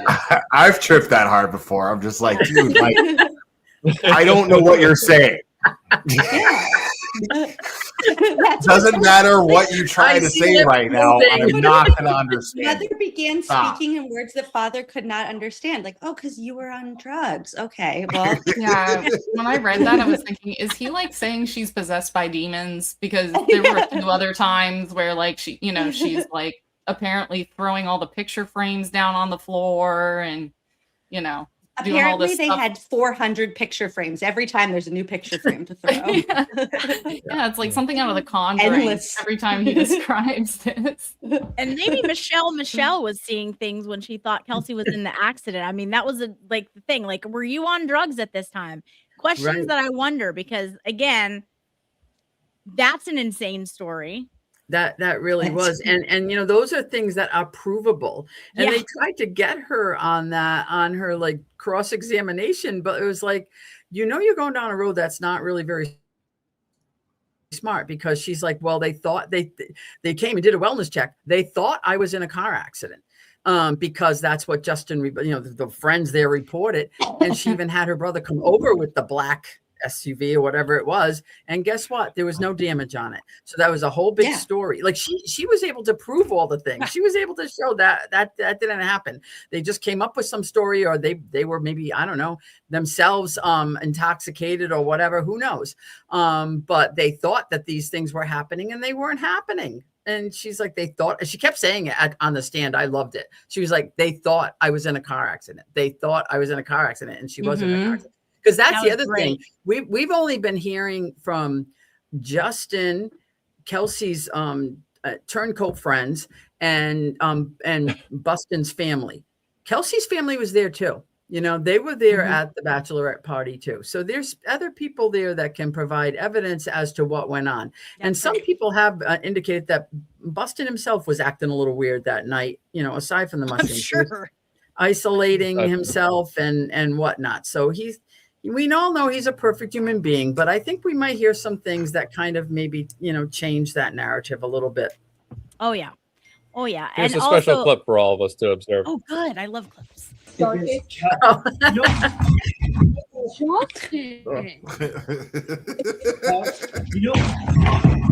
doesn't fall. Wait, what was it in the Mighty Ducks glare? Take the fall, act hurt. I never saw that movie, actually, believe it or not. Justin. You have the dog over there, like, dude, are you okay, bro? Literally, even the dog is like, even the dog is like, Look at the again. Like Maverick already That's knows. insane. Maverick's like, You this need is to just do what that. Dad does. Just like, man, I guess I'll be the man in the house again. I mean, that poor dog is more man than him. Can't her attorney file a motion saying that he's an unfit father because he has, like, he's an unfit father because he can't put one foot in front of the other and not doing anything to fix it? Like, I understand, okay, you're disabled, but you're not going through anything to like remedy this in any way, shape, or form. Like, most disabled people will get crutches or a wheelchair or a rascal. I hope he never has to rescue me from a burning building. That's all I'm saying. Holy crap. He's not. He's sucking his thumb in the hallway. He's not rescuing anyone. Who thinks that? I mean, seriously. No, he's probably the driver of the fire truck or something, and he just sits not and even that. Oh, he's the dog on the truck. He's not doing anything. Like if I saw that and I was the judge, I'd be like, I don't know about, like, I want this guy holding this baby. He can't seem to stay on 2 feet for very long. Balance classes for you. You need some early interventions on your balance, buddy. How did he get through like fireman's school? Like, isn't there a thing called a fireman's carry? Like, do you have to do that to pass? Because there's no way that guy carried anything. Right. And didn't fall to get through the training. He can't even carry his like 120-pound body, much less someone else's. Yeah. In order to be able to get any of those kinds of jobs, like in order to beach lifeguard down in Florida, you have to be able to do, I mean, not like a full Navy SEAL type of thing, but they will strap cinder blocks to you and make you swim a certain number of yards and all that. You've got to prove that you're somewhat physically capable of doing the job. And then there's also continued evaluation of your physicality too. So I don't know. I can barely see him being allowed to open the valve on the fire hydrant with that level of stability. Yeah, he's not exactly spry. It reminds me of Fervent's little song with the tripping like Justin. I love that. I need a whole song about Justin. Just so the Tripping Like Justin is going to be released soon. Yeah. Fervent, where are you at? It's a bop. It's totally a bop. Yeah, fantastic. What was that? What was it Jay-Z? Whoever sang that back then? I'm tripping, falling, I can't get up. Yo, I'm tripping, I'm falling. Maybe it was DMX. Yeah, I'm tripping, I'm falling, I can't get up. Has anybody put it yet to the one like I get knocked down, but I get up again? Oh, good call.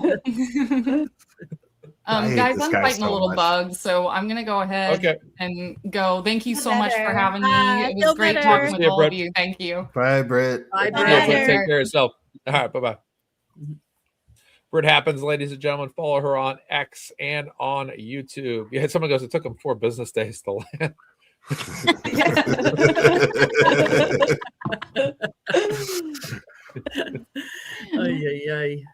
Gee.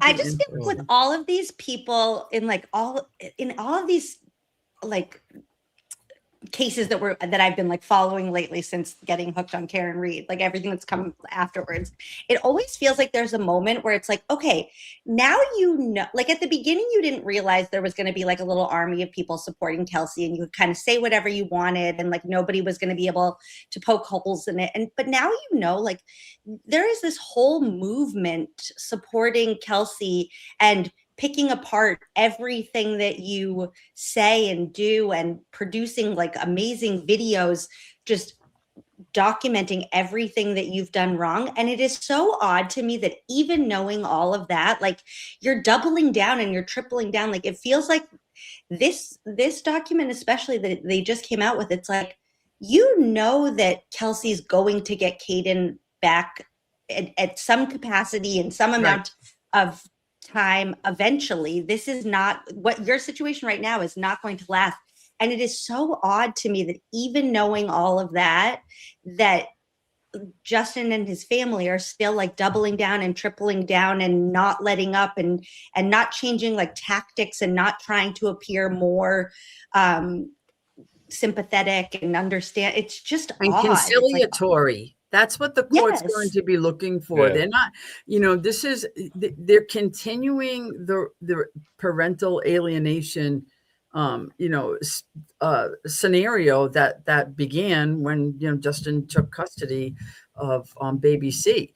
And the courts are not looking for that. So if you look at Julie Hess's motion and what she's suggesting and recommending, it's definitely more conciliatory. And I know a lot of people, and I've had them comment to me on X and whatnot, like, Kelsey should just take that baby from Justin and he should never see that baby again. It's like, yeah, but that's not realistic. We all have to be realistic here. And the court's not going to do that. They're going to give credit more to Kelsey for being the one that's saying, I'm willing to work together with Bustin to do what's in the best interest of the baby. And I don't see that on the other side. I don't see him saying those kind of things and making it seem like he's willing to do that. And that is what the court, the court, we always say the probate and family court is a court of compromise. That's what they're looking for. They're looking for joint parenting, co-parenting. They're not looking for there's nothing in what he put down that's going to have the court say she can't have that baby. So let's go to the next step and let's see how you're going to be able to co-parent, because that's really what's in the best interest of the child. That's what they're looking for, best interest of the child.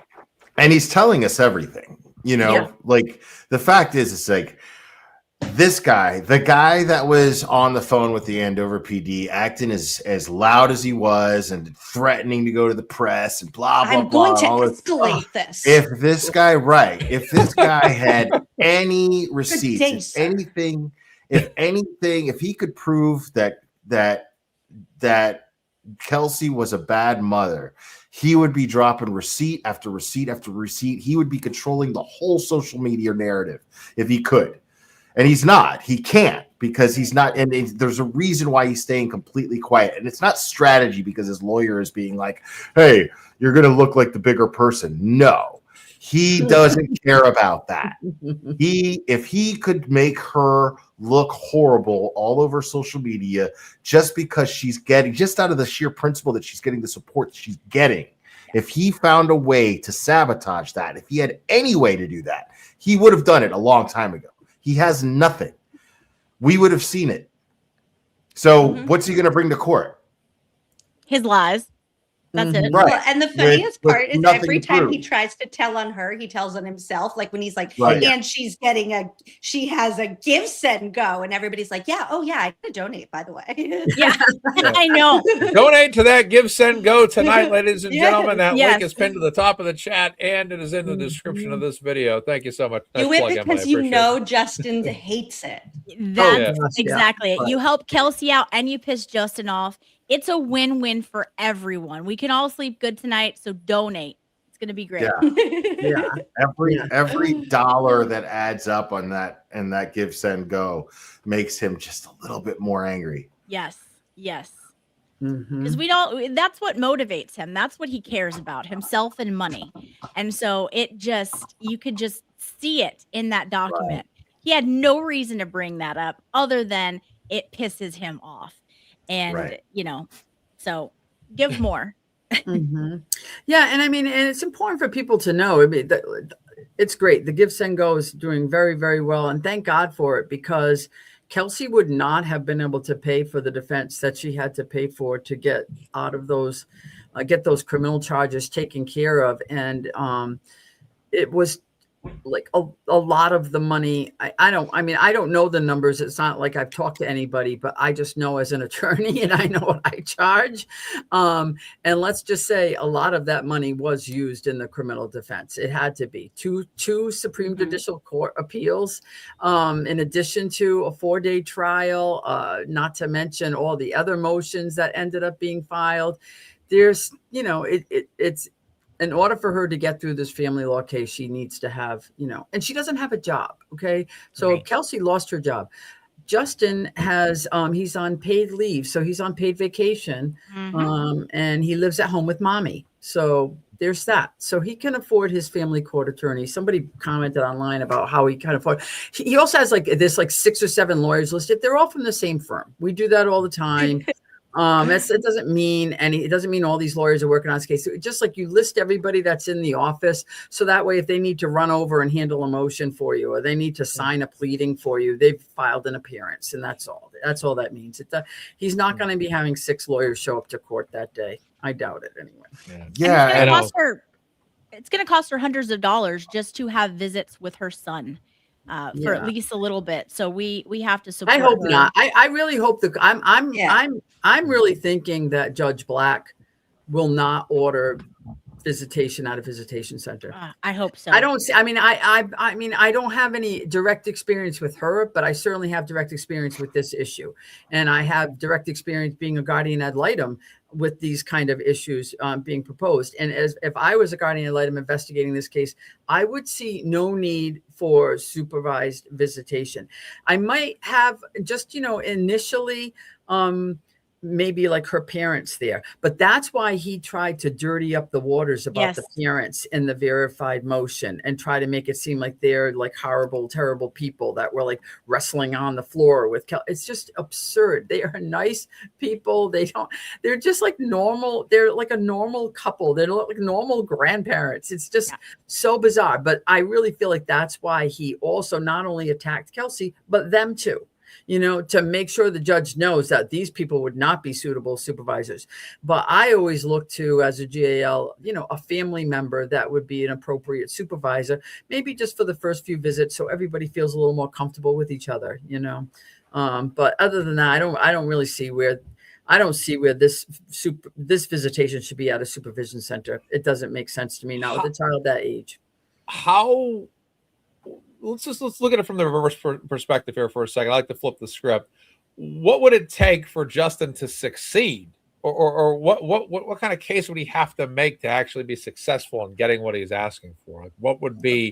And what I'm saying is how could I know what you're saying? Yeah. Okay. Yeah. I don't know. Turn out to be telling the truth. Yeah. Right. Yeah, I mean, like, I know Glaire's joking, but just more specific in the sense that Right. What case would he have to make to actually have that be ruled by a judge? I guess would be my question. Honestly, because she had such a limited amount of time within the first 4 months, I mean, they would be looking for some. It's not enough that you say she's not going to be able to take care of him, or she might not be able to take care. You have to actually show there's evidence that there was a reason why sure that she hasn't been, and that like she that couldn't, she didn't, that there was neglect or something like that. Like, let's just put it this way: I've had cases before where like a father will come in, like the reverse, flip it. Say, there's a non-marital situation and a father's trying to get parenting time and he has to file in court. And so it might take like, a few months before he gets there because mom's refusing parenting time, which she can under our statutes until he comes back in. So then he'll come in. And so many times I've been on both sides of it where and I've even had the moms and they'll be like, I can't bear to have my little baby go with him. He doesn't know how to take care of a baby. And I can't tell you how many times I've heard the judge say, ma'am, he's the father of that baby and he's going to have to learn. That's what they say. So it's like you could have a child that's 6 months old, never had parenting time with the father at all. They're not ordering supervised parenting time. They're like, sure, every other weekend and one weeknight. You know what I mean? It's like they're like, here you go. Like you need to figure it out. You need that father has the right to be a father, and not everybody is. Hi, Drago. There's a tiger going by. Oh yeah.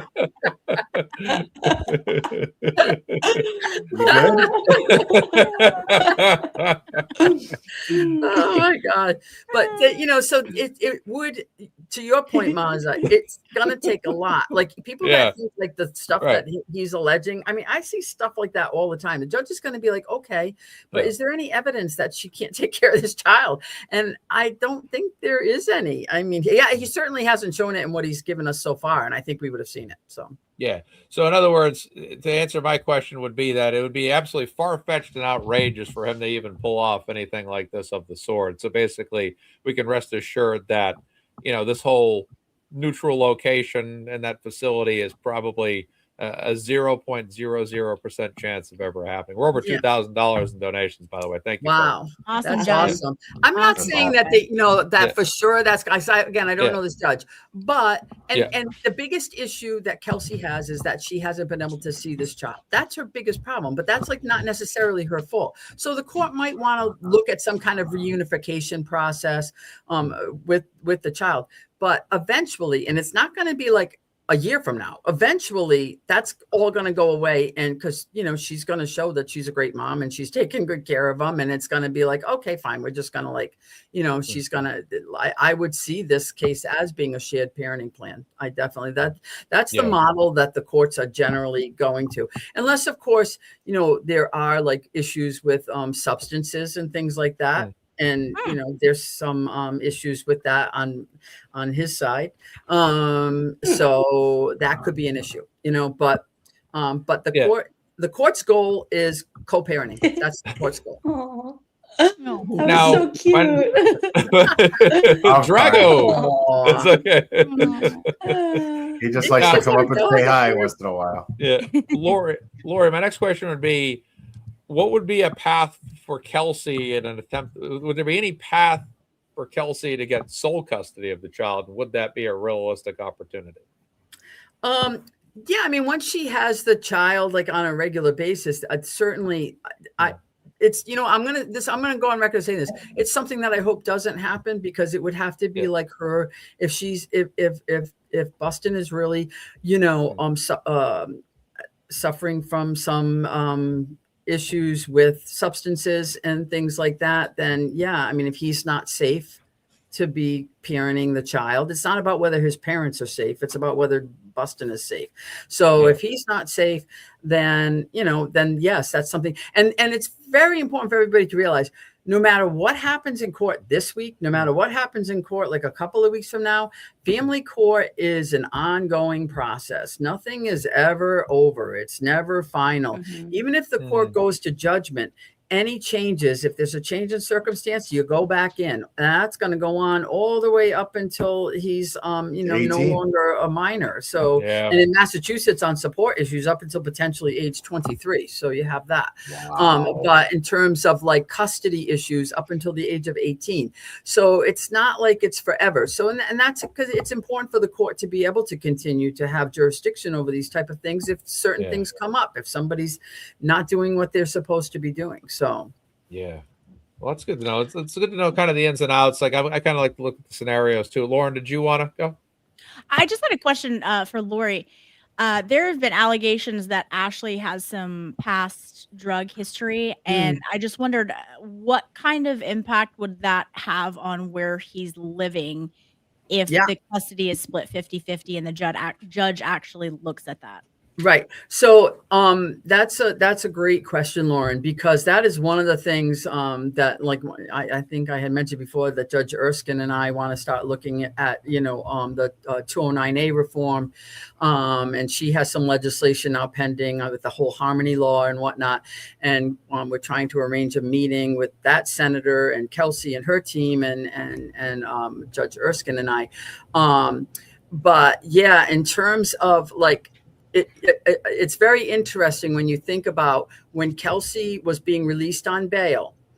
They all had to have queries. They all had to have criminal record information on anybody that was living in the house where Kelsey was going. And because of that, she ended up being stuck back in jail while they worked out some issue pertaining to the stepbrother. Now, and that was just to have an adult be in the house, not this is not about Caden. This is just for Kelsey to just be in the house. And so when Buston went and had the restraining order done, the court had him go down and fill out a query.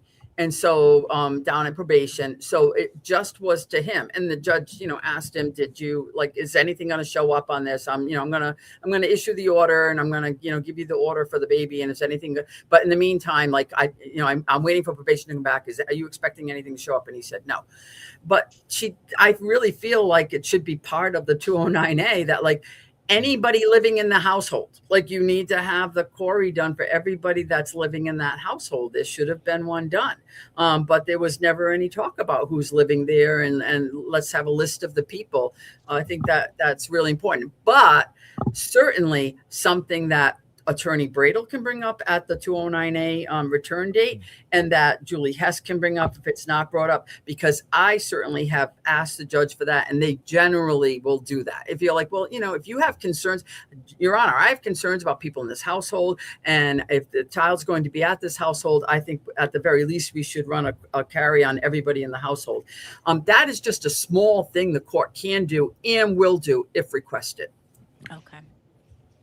And not to mention with the 209A, they don't even do a home visit to see that night the baby has a safe place to sleep, that it's a safe home to go to. It's just such an odd process. Why hasn't that been done yet? That's crazy. It is bananas to me. It's like you're taking a child from their a home where they have a crib and their pajamas and their diapers and everything, and they don't even check that the other living situation is better, safe at all. Right. Is it okay? Yeah. Yeah. No, you're right. That's definitely something that should get addressed in the reform. And it also shouldn't be a 10 business day return date. No, I think it's fine on a restraining order between two adults. Okay. If you're in a situation and you need that time to figure it out and separate the parties and have them come back in for a two-party hearing. But when you have children involved, it should be a lot quicker. I go in on emergency motions. I can file a motion on a Friday and be having a hearing on a Monday. So I don't understand why you would have to wait 14 days. In this case, it was the maximum amount of days for the return hearing, because that's what the 209A statute says. But that's not right. No. Yeah, because imagine how different that would have been if they were saying to Kelsey, and you already have a date set. It's in 2 days. Yeah. You're going to get through these 2 days, and then you're going to be able to see your baby, and you and Justin are going to work it out in the court. Imagine mentally how much different that would have sounded than 14 days from now. 14 days. I know. It's absurd because it's 10 business days and it happened to be served on like a Monday. So I mean, going through 2 weekends, you know.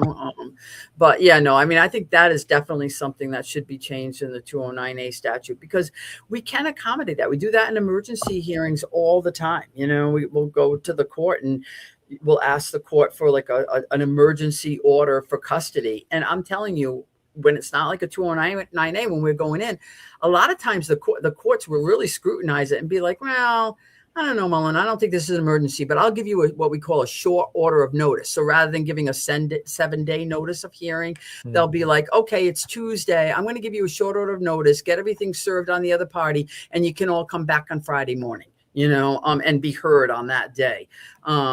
So that's under normal circumstances. So he could have done something like that. And let's be honest, when you listen to his talking to Lieutenant Whitaker, the story was evolving as he was talking, as he was figuring out that he wasn't going to be able to get that baby because the law wasn't on his side. And then the sister came on, well, what about she's taking the child over state lines and, you know, all this crazy stuff. There was a whole lot of fishing going on and the motive seemed to be getting the baby. Yep. It's my turn.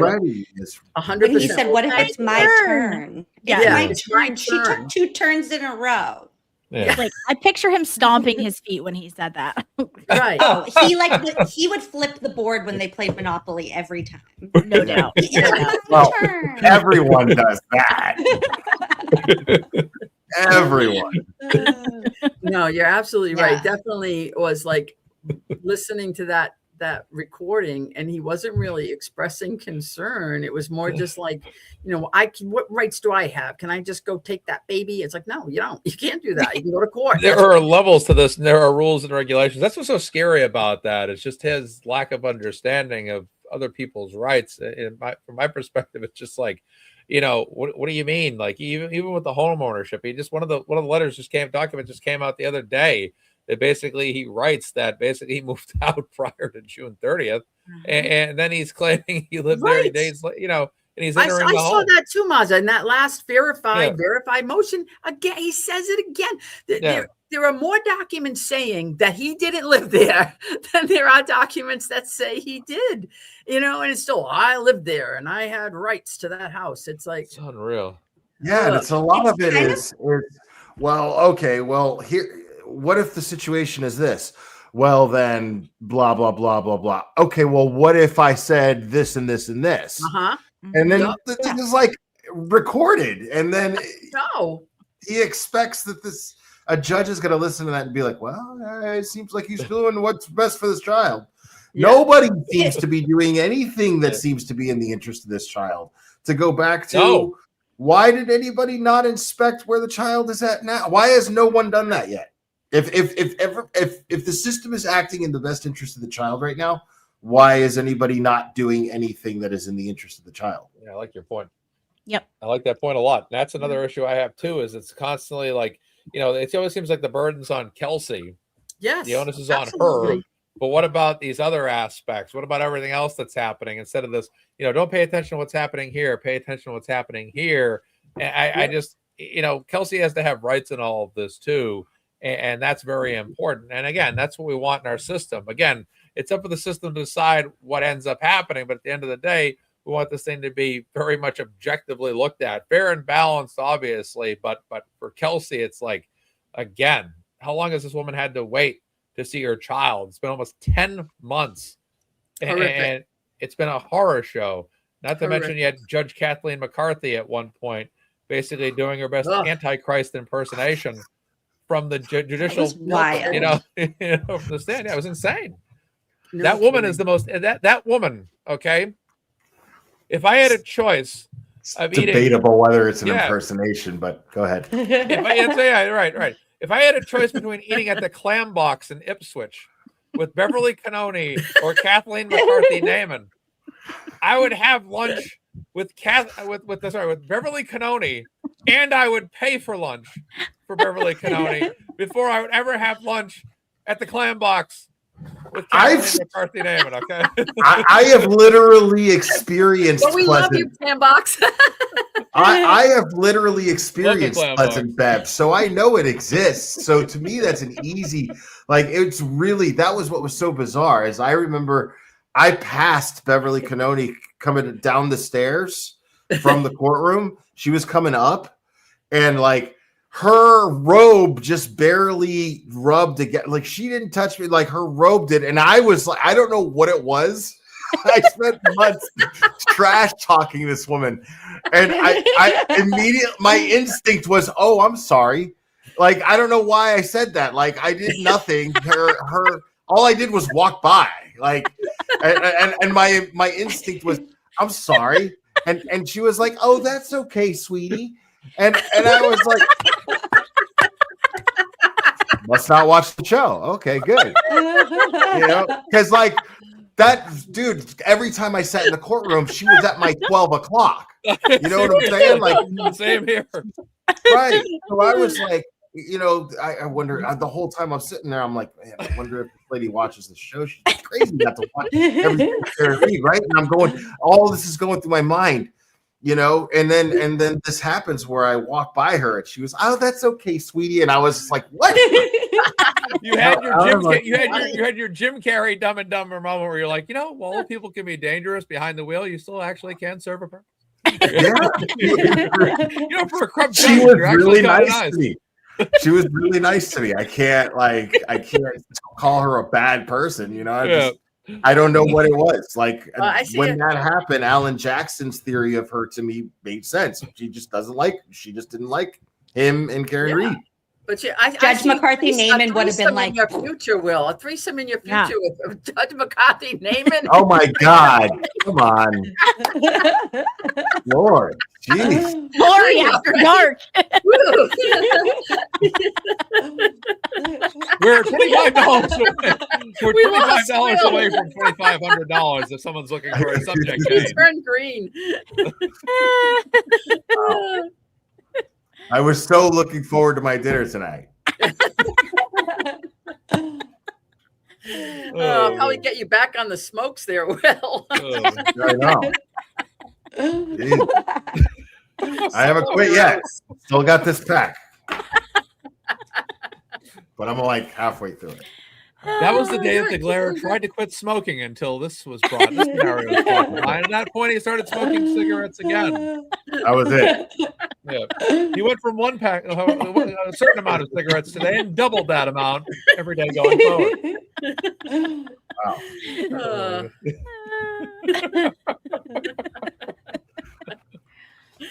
Oh my goodness! Oh man! Get back. This is going off the rails. We need this release. We need this release. We're now moving on to North Andover Police Department jokes. I'm not taking, and that's on you, Lori. I'm not taking the blame for that one. That one's not on me. No, it's not on me. Yeah. We have been through so much stress talking about this subject for a long time that we needed this outrageous comedy tonight to relieve ourselves of just all this stress. It's just like occasionally you have to laugh about stuff, and unfortunately it was at your expense, Will. But we're sorry. Oh, that's fine. Well, there was like the Mass Trial Court had like released this thing, and I did post it on Nexus just like a couple of months ago, and they were like, oh, you know, judges are coming to your kids' classroom, and I was like, keep the kids at home. You know? Can you imagine? Hide your kids. Here she go. I mean, as bad as Beverly Cannoni was on Karen Reed, I mean, you can't even touch McCarthy Naaman. No, that woman, that's not right. Wow, I still want accountability for that. And absolutely. I agree with you, Lauren, for sure. I'm just glad that she was off the case when she was, Thank at least, God. you know, what I mean? Like, she's like, because that could have been a lot worse, you know? Oh, yeah. Well, we would have had to have a jury trial. Like, there was no way. You would have had to. Yeah, you would have had to. And then you would have had the Beverly Cannoni situation where she's like, you know, basically bending over backwards for the prosecution. in terms of like evidence coming in and this, that, and the other. It would have been horrific. It would have been horrific. I'll be right back. Yeah, no problem. Well, I'm still concerned. I would still be in He's a jury going to trial. Paul McCarthy Naaman right now. I should be done in about an hour. Oh, the trolling is strong with us tonight.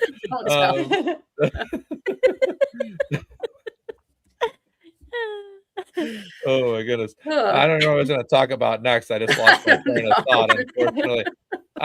But no, I was going to say something about if you want to trash the North Andover Police Department for a second. Yes, please. Yes, I would love to. Yeah. It just felt like there were so many moments on those 911 calls, like you were talking about, where they're like fishing and kind of like trying to figure out what the right thing to say is for them to get on board. And it seemed like there should be some amount of training for them, or to look for that and to be like, hey, you know what? Like, Justin, why don't you go to bed? Like, why don't you just like sleep it off? And you know, you seem like you're really kind of like spiraling. And like, we just saw Kelsey here an hour ago, and the baby was here and Kelsey was here, and like, they seemed fine. Like, just to ease your mind, like, you know, you seem worried. And like, there is a part of me that's like, okay, maybe they don't want to insert themselves like that in case there really was a situation. Like, you can't make like a blanket statement where it's like, I saw this person and they seemed fine all the time, because things happen. But like, they know Kelsey. Like, this isn't like a random person. Kelsey was there for a while doing CPR training. Like, they are trained to look for signs where it's like, if Caden really was in danger, if Kelsey really was a danger to herself, they would have picked up on something. They could have asked her. Like, the whole thing of like, we kept it your little secret. Like, why? Why did you keep it his little secret? Why didn't you say like, hey, Kelsey, like, how are you doing? Like, how's everything going? It feels like they acted like they were just like, up, hands off. Like, we can't get involved at all. And then when it was finally time to get involved, it was like, whoa, now we're involved. Let's go. And like, there's something in between that where it's like, you could be involved as like the adult in the room to be like, hey, Justin, like, you sound kind of crazy right now. Like, I'm going to hang up and don't go to the court. Let's talk tomorrow and see if we can't figure something out. Like, I don't know why that couldn't have happened. I do think that they were getting a little tired of him though, by like that, you know, that I'm going to escalate this situation, and I mean, after that, it's like, what's done is done. I mean, for a detail, like I will. I mean, the one with was it Whitaker, the like 2 o'clock call before he went, like, that just feels like the call where it's like, you kind of had all the power to kind of stop this whole train before it went off the track. Like, no, you're right. Like, he had already, they had some type of like off the books call where Justin talked to him on a cell phone in person. Like, I don't know, but like, that feels like he could have been like, you know what, Justin, like, your baby's okay. Kelsey's okay. Like, don't go to court. Don't do this. After that, then it was like, when Justin kept saying, oh, I'm going to escalate this, it's like, dude, we are at the top of the escalator. Like, where are you going? Like, Kelsey already got shot. You have the baby. Like, what do you mean you're going to this is like over getting his things. And you already went to go get something. Yes. He got what was one of those things. Wasn't the baby, like, he That's right. in the night before and was like, I'm getting my weapons, you know, and then left all of the weapons out. Like, he went, you know, knew that they were in there. So worried. You're so afraid. You're so worried about Kelsey and your baby that you're going to take the safe where your firearms are locked up and leave a whole bunch of loose firearms on the bed she sleeps in. And also, too, makes sense. You know, the cops that came, they're like, well, we didn't know where the firearms were. You know who did know where the firearms were kept? Justin. But neither one of you thought to ask him, even though you had contact with him right up until you got there. No one said, hey, Justin, where are the firearms kept? Yeah. Also, like, you're police. Like, if you go into somewhere and you don't know where something is, you look for it.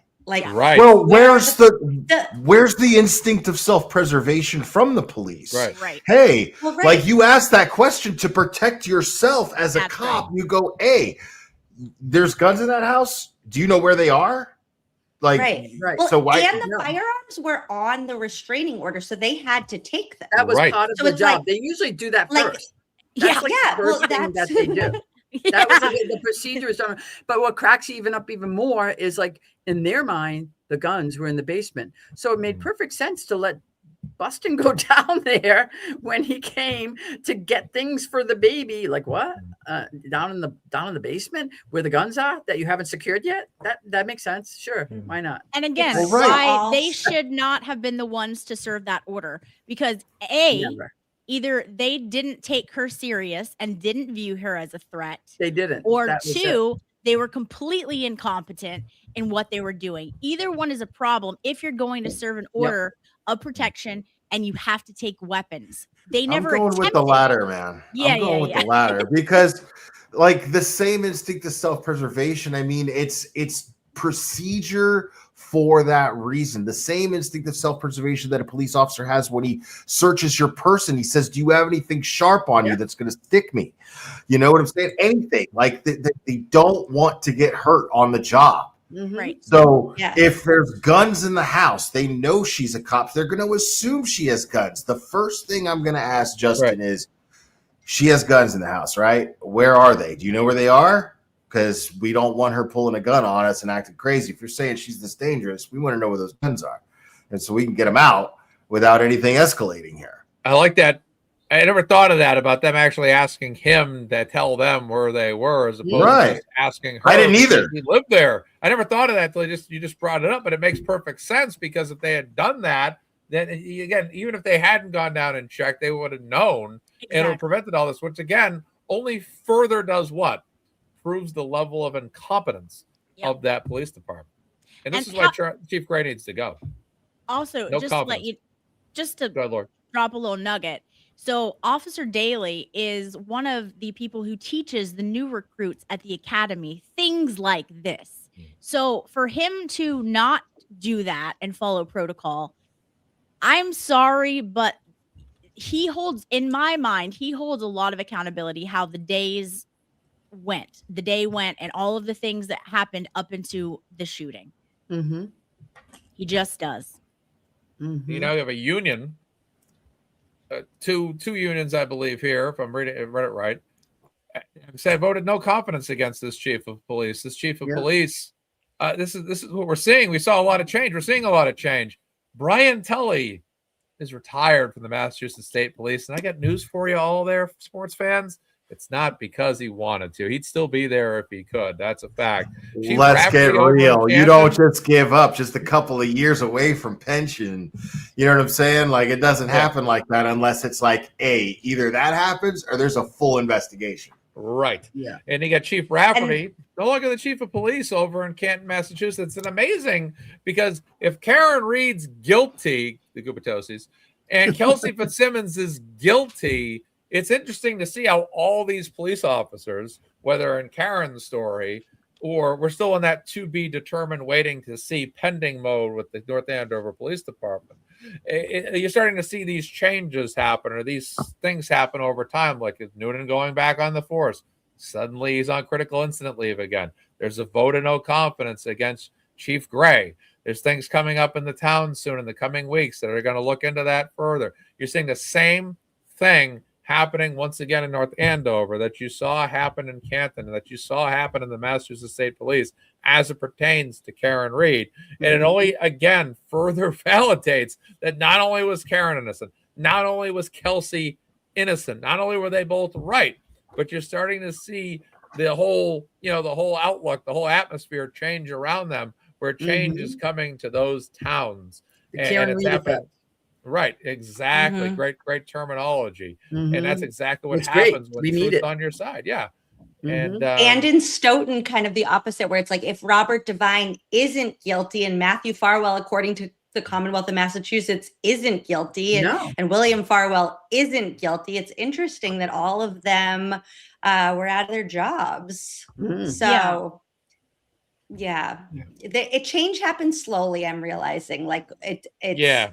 even when it like takes a lot to kind of like stop a moving train once all of these have gotten started. But it does feel like at least lately kind of like the right cards are falling into place and like the right things are happening and there really is kind of justice in the end. So that's promising. It's huge. And, this is another situation where, I was thinking about this, I think it was just yesterday. I might have been literally when I'm food shopping, I'm thinking about this stuff because that's just what I think about, and I'm thinking like, man, all these things just change over time. But it's another situation in which you have officers that could have done the right thing, but felt like, you know what, we don't have to do the right thing. We can make this narrative go whatever way we want it to. And we can do this because we believe that we can do this. So, the thing is, if Noonan and all of them just simply came to the forefront and said, you know what, Noonan legitimately thought maybe she was trying to fire at him. He overreacted. He's admitted to overreacting. It was a bad shooting. If they had just come right up front and said that, it changes not only everything for them and even the chief of police, but it also changes things for Kelsey. Kelsey's whole, time of events and everything that happens to her afterwards is completely changed. And that's why the North Andover Police Department are such villains in this. Even though Noonan did what he did, and whether or not that was, I don't believe it to be, I think he just messed up. But whether or not you think him as good, bad, or indifferent, whether or not you forgive him for being a mess up or not, whatever, ultimately, the biggest level of villainous in all of this goes beyond the actual shooting itself. And it is the actual handling and reporting of that shooting where all of that basically anger from all of us, none more than Kelsey and her own family and friends, feel this way towards this police department because they could have done the right thing. They could have just come to the forefront. We had an officer that shot somebody today that they shouldn't have done that. That officer has been reprimanded for their actions. The officer expresses remorse. The officer understands that they made a mistake. Unfortunately, in the line of duty, this can happen. It was a rare scenario. We messed up. But we can assure you that we do not believe that Kelsey Fitzsimmons attempted to open fire on an officer. We believe this was a potential self-harm infliction situation. If they had done that, look, the whole narrative to their department is completely different right now. We're not sitting there villainizing these people as much as saying, boy, I guess the guy really messed up. They didn't even need to do that, though. All they needed to do was not charge her. That's right. Yeah. All they needed to do was not charge her. Yeah. They had one opportunity right in the beginning and say, look, this was a horrible accident that happened and it was a misunderstanding as things were going on. Yeah. And based on what's happened and she's been shot, we're not going to be placing any charges. They didn't need to put any fault on Noonan. They didn't need to have him apologize for anything. They just didn't need to charge her. So they had that opportunity. Then they had opportunity number 2 when the grand jury failed to indict. Because that was already showing that they had a pretty shitty case and it was going to be a very difficult one to prove. And they could have, after the grand jury failed to indict on the attempted murder charge, they could have said, you know what, we obviously don't have enough here. We can't even convince a grand jury with evidence, one-sided evidence. We can't even convince a grand jury. So we're going to make the district attorney's office has the right to not indict, just like they did for Matthew Farwell. Right. Yep. But couldn't it be argued that they couldn't effectively protect Noonan if they hadn't charged Kelsey? I mean, I think so. I think they had to charge him because that's what I think too. Yeah, forced charge. Yeah. I mean, because I feel like it's crappy that they charged her, but I feel like it went that good old boy bullshit that we like to call it. Right. Goes so deep. Right. Yeah, it goes so deep that they had to sell this whole thing just to keep Noonan because he's so respected and liked within that department. I get that he's so well liked and respected in that department. He's probably a great cop. But this is a situation that could have been avoided had he just fallen on his sword. Right. And been like, I messed up, I mean, okay, you had a lot of good years. If you get fired over it, then you get fired over it. At least a woman is not being separated from her child. At least there's an investigation being done here to where she can actually prove her chance to be a good mother. At least she can heal well and try to get over the trauma from you shooting her. I mean, there's all kinds of reasons why the right thing for him to do this. Like, this is an interesting example of how just one instance of not doing the right thing can really define your character. Like all of this other stuff that you did over the last few decades, well, that's all great and dandy, but now nobody's talking about that, are they? Now they're just talking about how much you suck for not simply taking accountability for one simple thing, you know? And let's be clear, every single officer who was in that home, Houston, Daly, and Noonan, are all responsible, because it wasn't up to just one person to get the weapons. Any one of them could have been in charge of that and taken it upon themselves to do it. They all failed that. And if that was done first and foremost, as it is done in a procedural RO or something similar to where you take the weapons, this whole thing would have never happened. Kelsey would have never had access to any weapons. So it's like, I mean, they all, in my opinion, have so much culpability in this. And I agree. It's gross. Yeah, it is. It is sickening. And this department's a joke. And I don't want to insult police. Like I said, I'm pro-police. I'm just anti-police corruption. I think that's the narrative of everybody on this panel, if I had to, guess. You know, and it's a situation where it's just like, look, I understand you guys are trying to protect one of your officers, or one of your officers is trying to protect yourself. I understand you guys believe you have the power to do that. I totally get it, but that doesn't make it right. And it also doesn't give you permission to then trample upon Kelsey Fitzsimmons in her life, because you're treating her like she's an expendable asset. Well, she lied about the firearm. Well, she pulled out a firearm. Well, she kind of put us in this situation. Well, not really, because again, as it's been stated on this show by multiple folks, they should have located the firearms first. That should have been the first thing they did. We've talked about this. We've beaten that point to death. But here's the thing.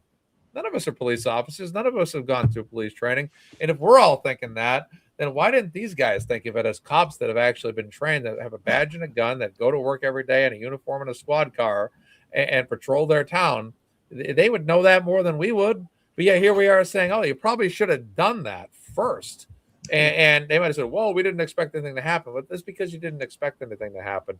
Doesn't mean you should take every precaution necessary to ensure that a scene is secure and before it could ever come to that. Because you just never know how anybody is going to react. And in this particular situation, Kelsey reacted to the situation the way she did. It was unfortunate, but it could have been prevented if these cops had done a sufficient job. Not a good job, but a sufficient job. A job that was good enough to just secure the scene. Well, that's a great point. I mean, the difference is, like, we're not even asking you to do a good job. Just do your job. You know, not even telling you to do it good. You just didn't do it. Yeah. Do the bare minimum. I mean, right. They got the first step.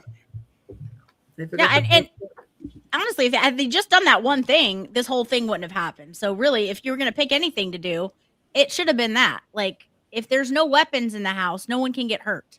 Prioritize getting the house safe. Right. You know, and don't let Buston even. I mean, Kelsey didn't know that he was there. We didn't really realize that until the trial. But like, he should not have been there. He should not have been there. He should not have been there. He should not have gone down into back. He already got this shows you his priorities. He already got the child, gave the child to Cersei Lannister, and then went back into the basement. Like what? Like, no, this isn't the free for all. You're not going to be going through the basement looking for your paraphernalia. You got what you came for. Now get the hell out. Like, it really is poor. Just the whole thing was done so poorly. To even let him come back in the house is despicable. That should have not happened. And to have him there was ridiculous, but then to have him come back in again so he could clear some stuff out, like, seriously? What? Right. And if you believe his story, he wanted to go upstairs to get the clothes, right? So he would have had to go in the basement, and then he thought he was going up there. Yeah, he was getting Right a next suitcase to to go up Kelsey? where Kelsey was, in the room where Kelsey was, to go into his dresser. Are you crazy? Like, what is going on? That's why it's And like, dude. we have procedures for that. You know what I mean? It's like you go to court and he could have asked for, guess what, a detail. And guess what? He could have had to pay for it. Too bad, you know? But we have that happen all the time where I'll have clients that are like, hey, am I going to be able to go get my stuff? Yeah, you know what we'll do is we'll file a motion with the court. We'll have a hearing on it. The court will, you know, arrange a time, and you probably have to have a detail officer go with you, and you'll, you know, they'll accompany you. They'll like accompany you around the rooms. Okay. They go in with you, and you can go and gather your things, like, you know, so there's procedures. You know what else we have? We also have this system called 911. And when you're scared or you feel like you're in danger and there's like an actual immediate danger, you can just call 911. And up and until then, you just live your life normally. And you don't need to go to court and like file anything, because if there's an emergency, you can just call. Like, you're not, if you're scared an emergency is going to happen, you can just call 911 when it does. And it's only 3 digits. Yeah. Yeah. Easy. They kept it short for you, Justin. Yeah. And we don't have those phones anymore. He wanted the Lieutenant Whitaker to work out his parenting time. That's what he was thinking was going to happen. Like, that's what it was. He was like, well, isn't it my turn? I'm going to go. My turn. You know? And it's like, first of all, they shouldn't be giving out legal advice, but it's like, well, you need to go to court. And then, like, so if he filed not the temporary restraining order, but the thing that he filed the next day, the complaint for parenting time support, custody, he could have filed that and then had like a court date in a couple of weeks. It would have maybe been a couple of weeks. He could have had a court date in like a couple of weeks. And then the court would have probably ordered co-parenting at that time. So he would have then had a court order to have that. Wait, hold on, Lori. I feel like you're skipping a step.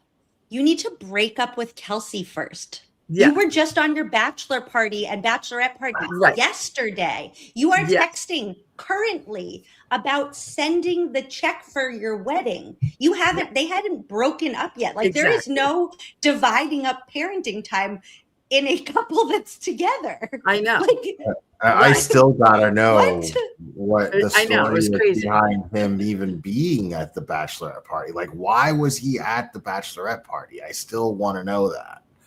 Like, I don't know. It's just bugging me. It's like, that's so crazy. Like, if kids these days, they're crazy. Like, think about it. If any, let's just say, you know, a woman who will remain unnamed attended a bachelor party of a certain creator who would remain unnamed. It was a joint bachelorette party, though. Yeah. Okay, that's okay. Even still, that's weird. Yeah, it's uncommon. Yeah, I would. They do that a lot. Right. People would be pointing the finger. My point being is the people would be pointing the finger at that person, going, "That's controlling." Yeah, you know, they'd be like, "That's a controlling thing." Like, it completely defeats the whole purpose of what a bachelor party and a bachelorette party are supposed to be. You know, I feel like there is a situation where it's like, picture that couple that was kind of like friends for 10 years before they started dating, and then their friend group was like all one, and then they started dating, and now they're getting married. So it's like, you can't even really like separate the friend group because you all just want to go away together, and we're all just like best friends. That I could see, okay, you're doing like a joint party because it's like you're just all this big happy family. This, on the other hand, did not feel like that. This felt like very odd for all of these people to be there together. Like, I'm not even saying, sorry, people are like, Will's old school. I get what you're saying. But I'm not saying strippers or anything like that. I'm not even saying that there should be something nefarious going on.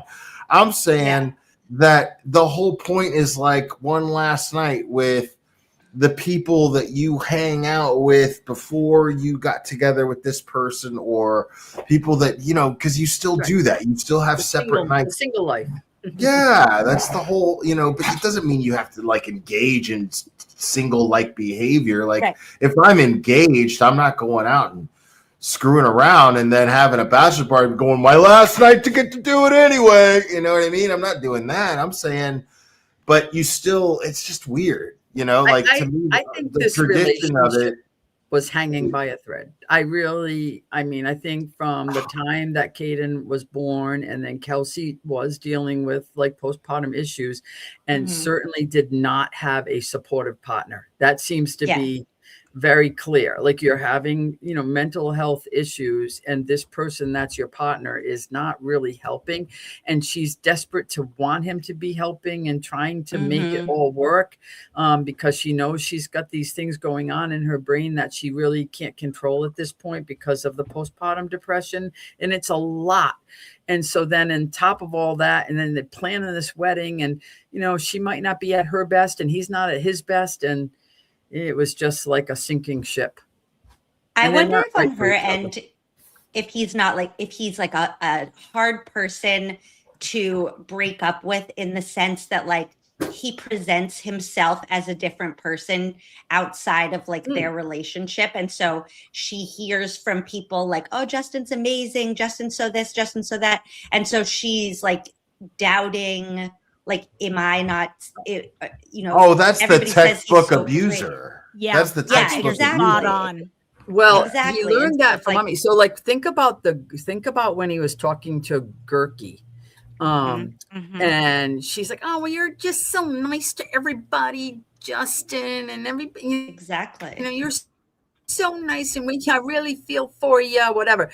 Well, then the next day when he's not getting his way, he's kind, you know, it's like the next day was the real Justin. Yes. Like that was the real Justin. And now think about it. Where do you think he learned that behavior from? Remember mommy's text, Lisa's text to the Stowe Police Department? Oh, you know, we all appreciate you all so much and you're all helping us and through this situation. And it's like, yep, you know, so it's like it was a lesson well learned. Wow. Yeah, This is a top 5 fundraiser, ladies and gentlemen. Top 5. Yeah, it just hit the 5th spot. Yep.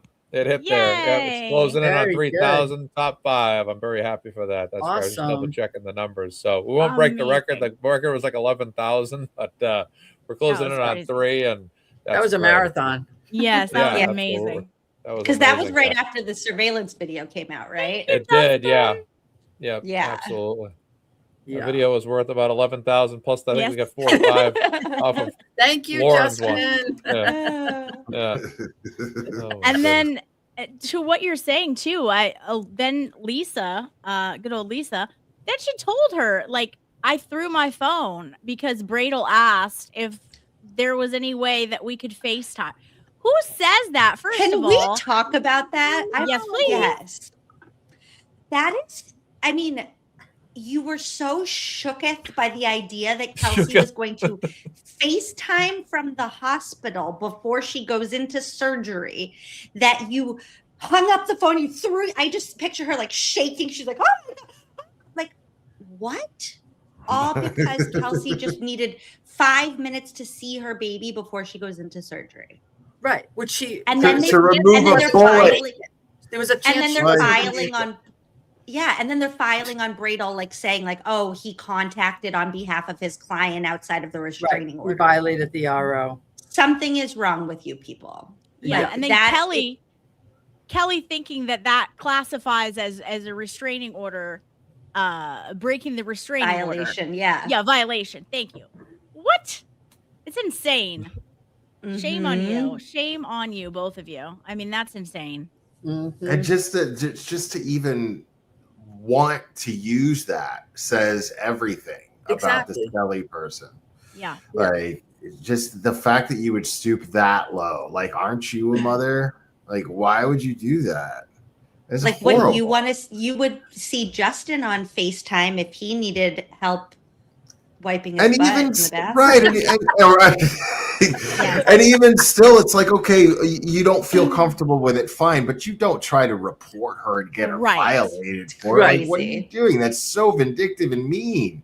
Yeah. Like, that just shows where you're coming from. It tells us all where you're coming from. Right. Is there like any end? Is there any limit to what you won't do? I mean, seriously, it's insane. Yeah, you could have just said no, Lisa.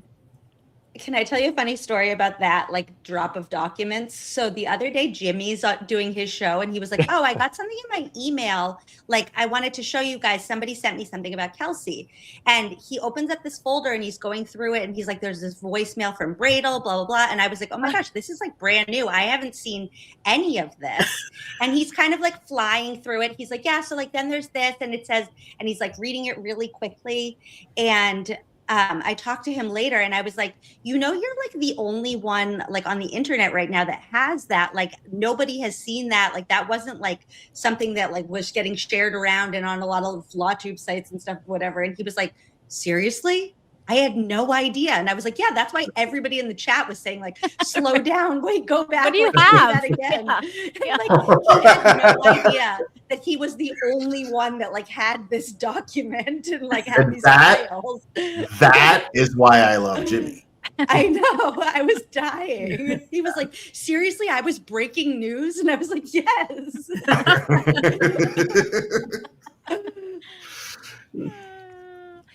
Mazza, can we pull up Bradle's tweet from the other day with the video? Was that the one? Let me see here. With probably the Chief first thing Gray on his page. He doesn't really tweet a lot. Oh yes, I have it. The Noonan video. Yes. 1 sec. Yeah, you can tell Bradle's pissed. You can tell. This tweet was fire. I was like, here for it. I don't blame him at all. But for him to put something out like that, he's had it. He wrote, wow. I haven't seen this. I was going to ask if Will has even seen it since he's not on Twitter. I'm back on Twitter, but like I need to follow Tim. I'm still barely following.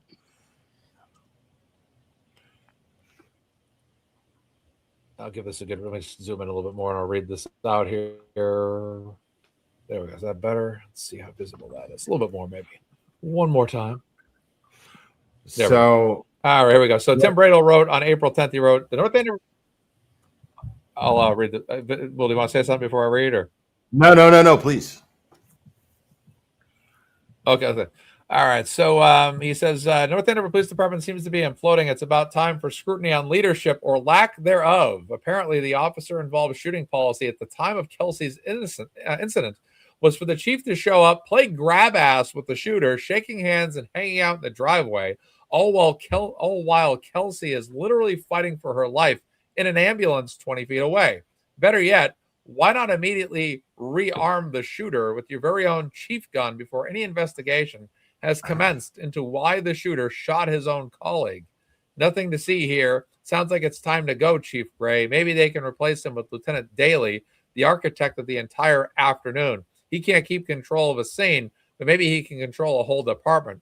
Or how about Lieutenant Whitaker, Justin's legal advisor from the North Andover Police Department, or Sergeant Gerke, the expert on possession, title, and ownership of real estate? The options are endless. Yeah, good points. That was like a better tweet. That was yes. It was great. That was some spicy stuff there, Tim. Mm-hmm. Loving it. Here he comes.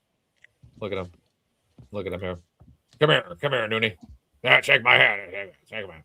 Hey, what's up? Good job. You got her. You got her. Unreal. Sickening. Yeah. Also, Law Girls Not Attorneys posted a video of Noonan going up onto the stand where she slowed it down and he like couldn't stand up. He was like off balance in a very, very odd way. And if you notice when he puts his hand up, why are his fingers always twitching? He ticks like that. If you watch him on the stand, when he gets uncomfortable, he does this. But his fingers are moving. I have questions. Almost like he's so trigger happy. Yeah. I mean, I'm always doing that too, but I mean, there was just his looked very odd. Like, well, he did it. I guess the reason why it stood out to me was first because Microdots in that video showed him right after the shooting, like standing in the foyer, The and doorway, he was Yes. twitching like that, yeah. and He it does it. felt like Yeah. he was like reliving it. Yeah. Like that Yeah. was where my head went. Maybe now seeing it more often, it's just a tick. But in that moment, I was like, oh my God, he's like reliving what just happened. And so now it kind of freaks me out when I see it. That's what I was thinking too, but it is like, it's weird. It's very odd. Yeah. Mm-hmm. And they didn't do any I'm trying to see if I can actually find that video. I'm He working on it right now. I wish I was a chimpanzee. I would take my shit and fling it at Justin.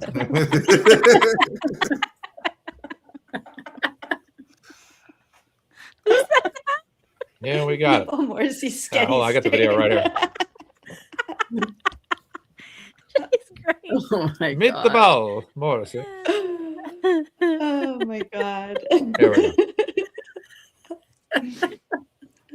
Here it is right here. Yeah. Oh yeah. This moment trigger again and in brutal clarity. The movement, the sound of the gun, the absolute silence that followed. Every detail offers likelihood she will not survive. Soon, investigators will begin asking very serious questions, and he'd better have the right answers. There's no room for ambiguity over his use of force. Lieutenant Daly appears from inside the home. Even without hearing their words. Daly has that look on his face here, like, yeah, we bleep the bleep up. He You feel the absolutely tone does. of what's being said. He's like, holy shit. They We know gotta this come is up with something. bad. And the way he can't really look Like, at they don't Noonan, even- like he knows. Right, they're not even looking He around knows. like, well, we just had to, we had to, yeah. They look like they're absolutely bleeped, is what they look Yes. like. Mazza, I love Daly that you're shrugs his able to shoulders, just pull but he this stuff shouldn't be up like this. surprised. Congratulations. You're so Every good step at of it. the way, It's awesome. They made He is. mistakes. Thank you.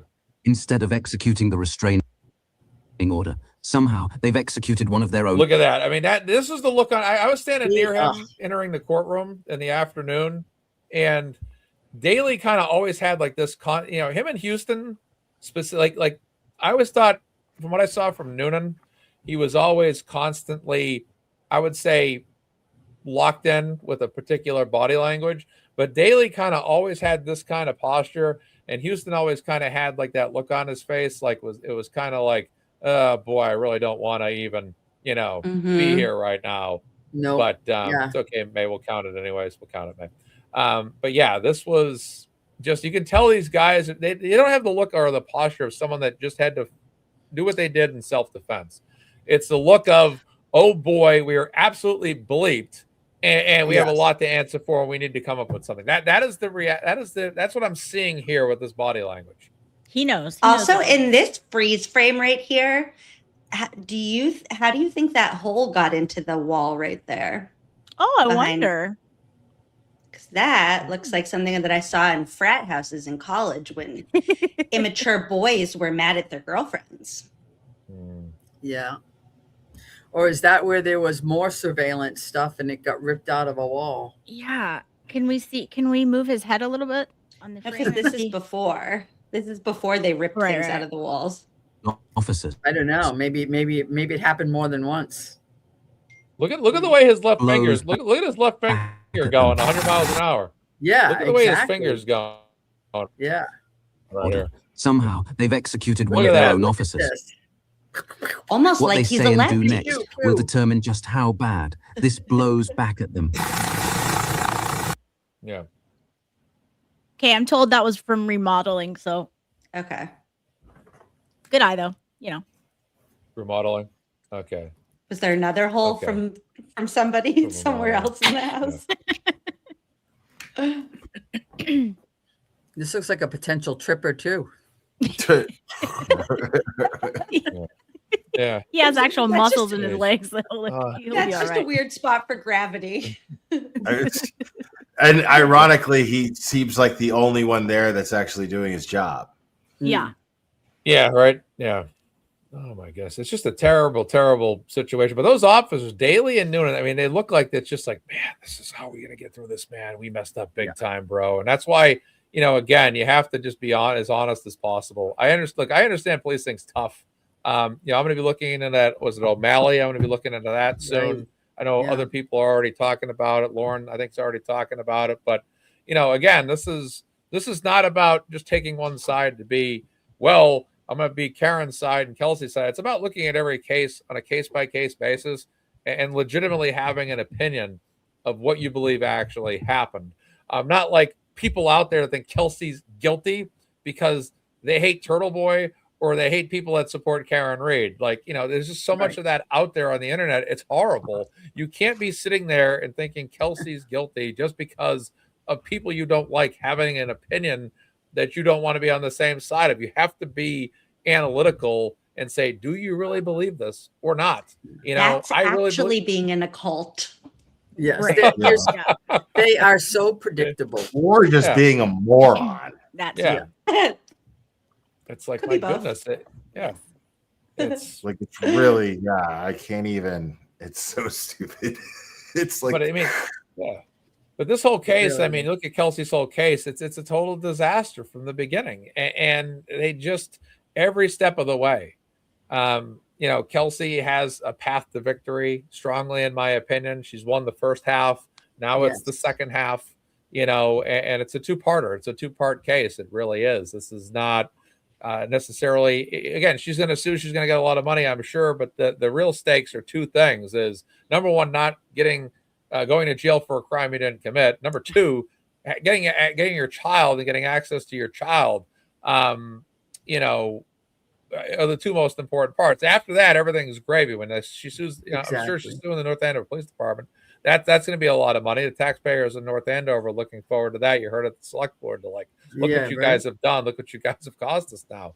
What would have been cheaper? Body cams. They would have been cheaper.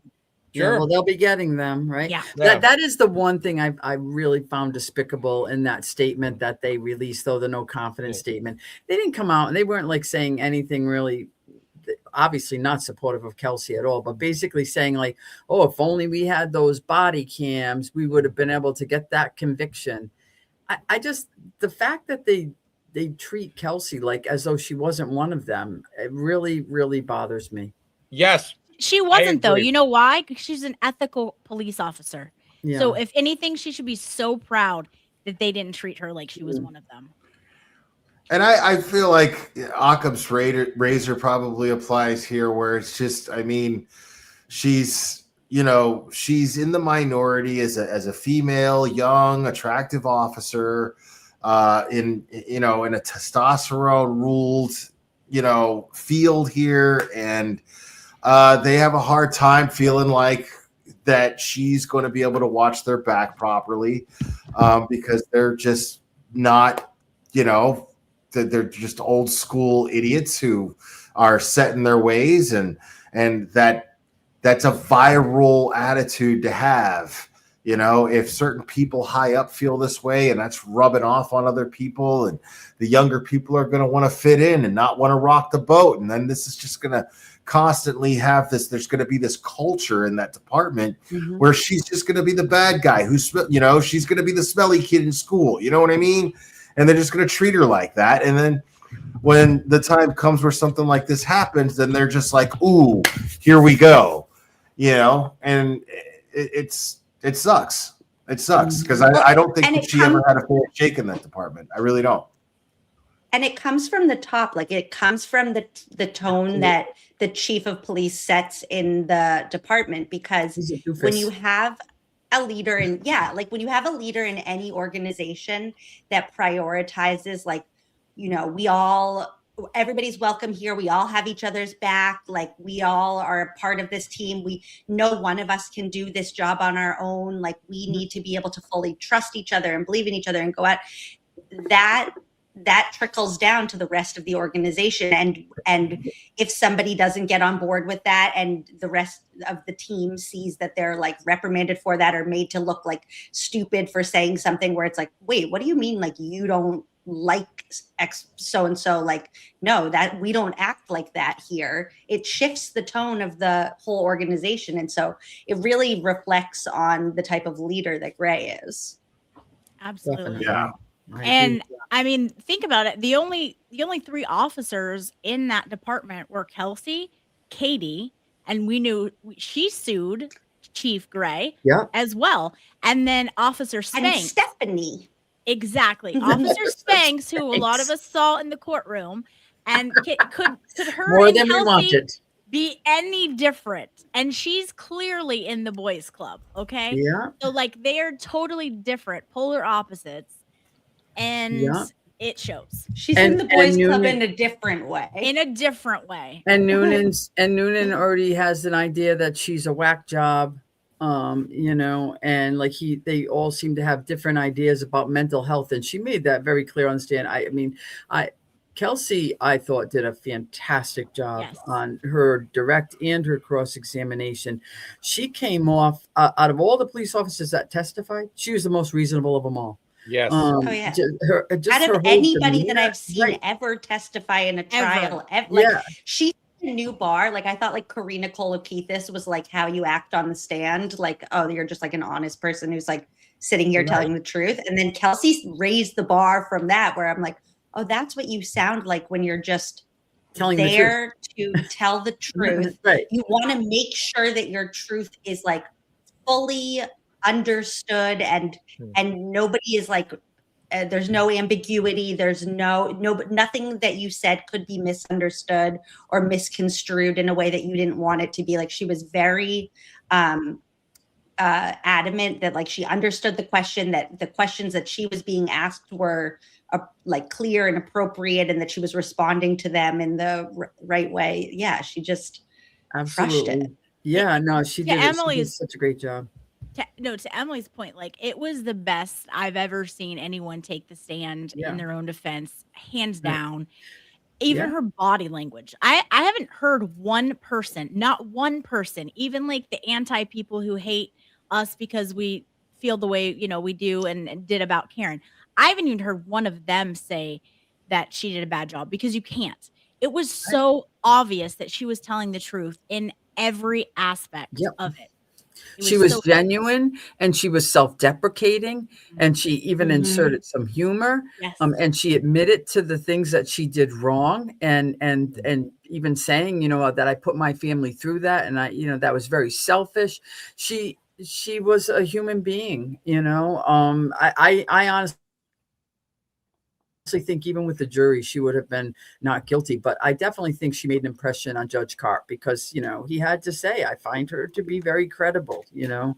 And once he said that, I was like, not guilty.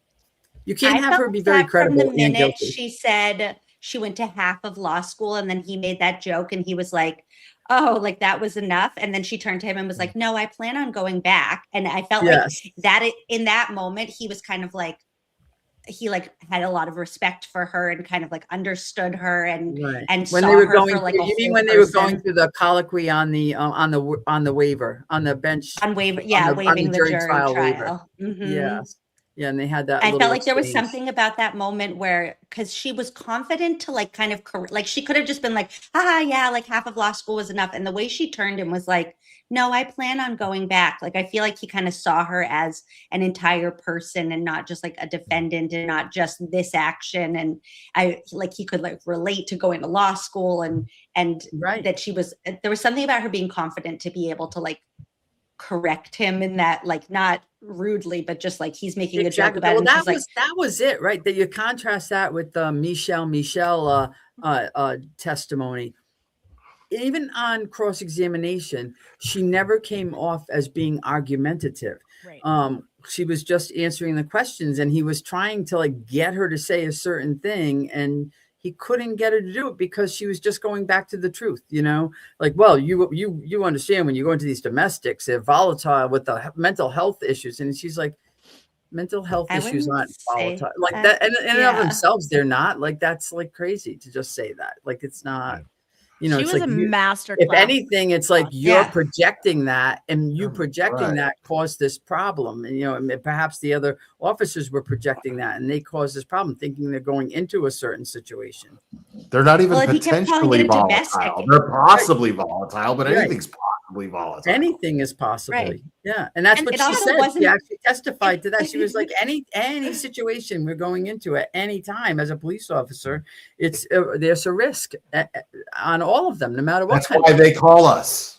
Yeah, Yeah. exactly. Well, and it wasn't a domestic until they made it a domestic by Right. bringing Justin over. Like Exactly. she was in a house by herself. There is no Right. They were Exactly. serving a She was civil by restraining herself. order.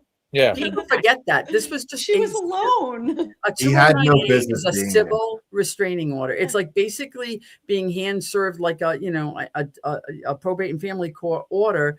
And in it, obviously they had to turn the baby over and whatnot, but it's a civil action. That's all it is. It's a civil action. But they turned it into like it was, well, I mean, they just botched the whole thing. Let's just be honest. Yeah. I mean, it was completely botched. Mhm. Absolutely. Hopefully they'll be getting more training. I don't know. Yeah. In addition to body cams, let's hope that they're getting training as well. I think Daly was going through all of those things that you're saying. Yeah. You know, we brought him here, you know, clearly after that trial, I don't know how anyone can think that Noonan didn't leave her, you know, in that room. He left her in that room. Otherwise, he would have seen her going for the gun and been able to do something. I mean, Yeah. there's no other way than he left. His story just Right. made zero sense. That, and Lauren, to your point, that makes a lot of sense to me, that he left that room, walked back in, reacted, oh my God, Yeah. jumped Yeah. to, His little finger. jumped to conclusions, right? Mhm. Jumped to conclusions, fired that shot. Oh, up.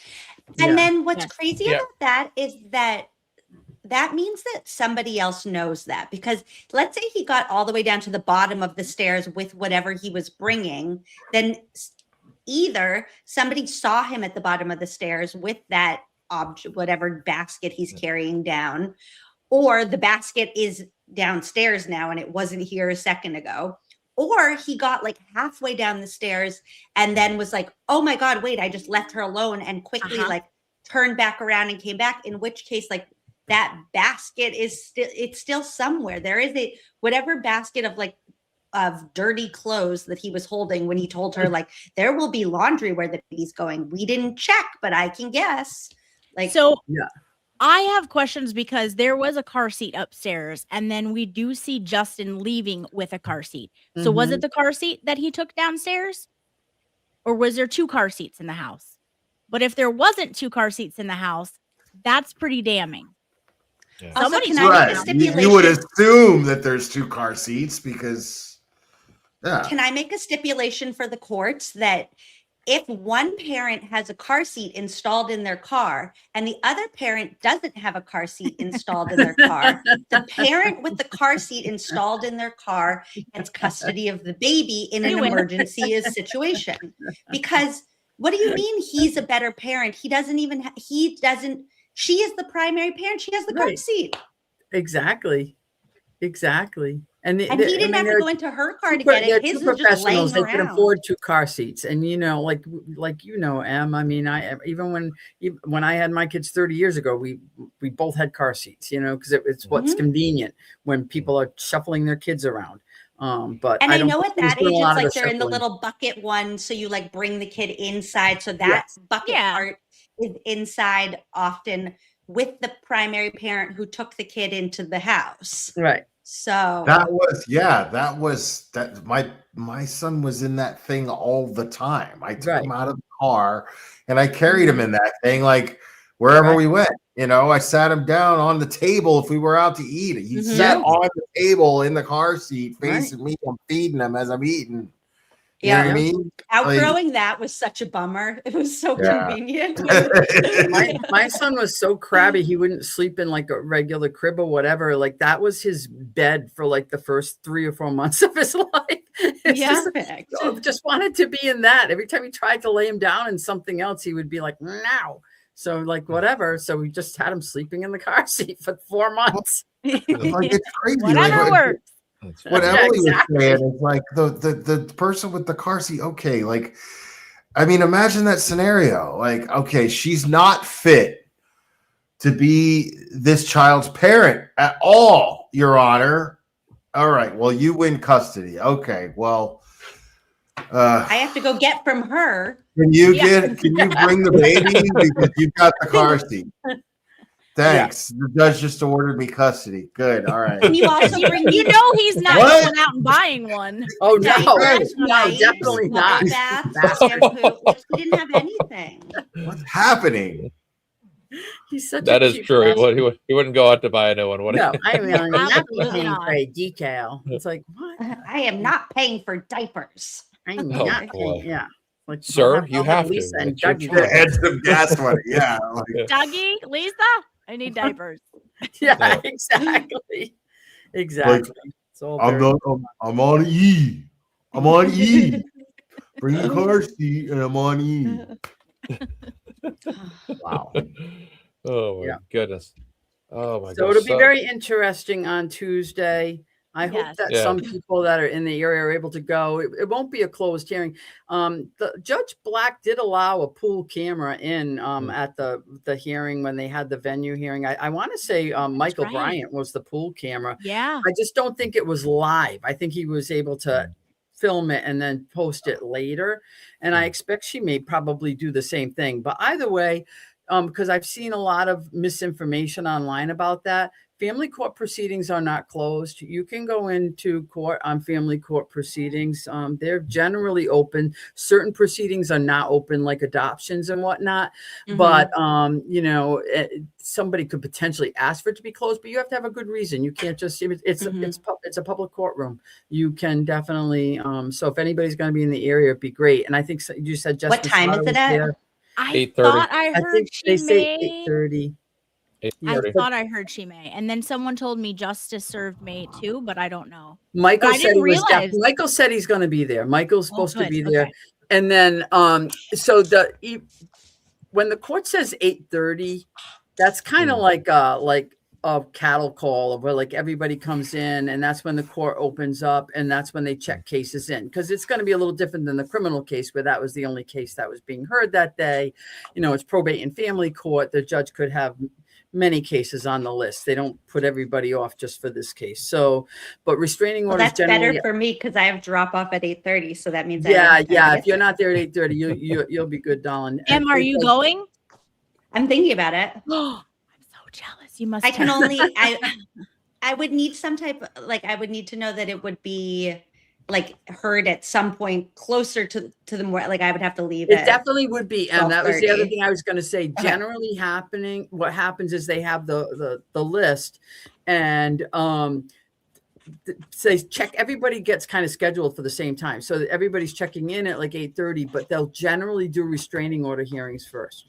Okay, so Okay. you're looking at probably closer to like 9 o'clock because there might only be one restraining order that day or two restraining orders. The other thing is, I'm pretty sure Tim has asked for an evidentiary hearing. The thing in family court is things are not necessarily evidentiary hearings. The restraining order, I believe, will be an evidentiary hearing. The motion for temporary orders, I didn't see a request from either of the attorneys. You have to request it. You have to, and the difference between an evidentiary hearing and a regular hearing is, evidentiary hearings on motions are when you're having witnesses come in and testify, and it's almost like kind of like a little mini trial. That's rare on motions for temporary orders. So I haven't seen a request for evidentiary hearing on that 23rd motion.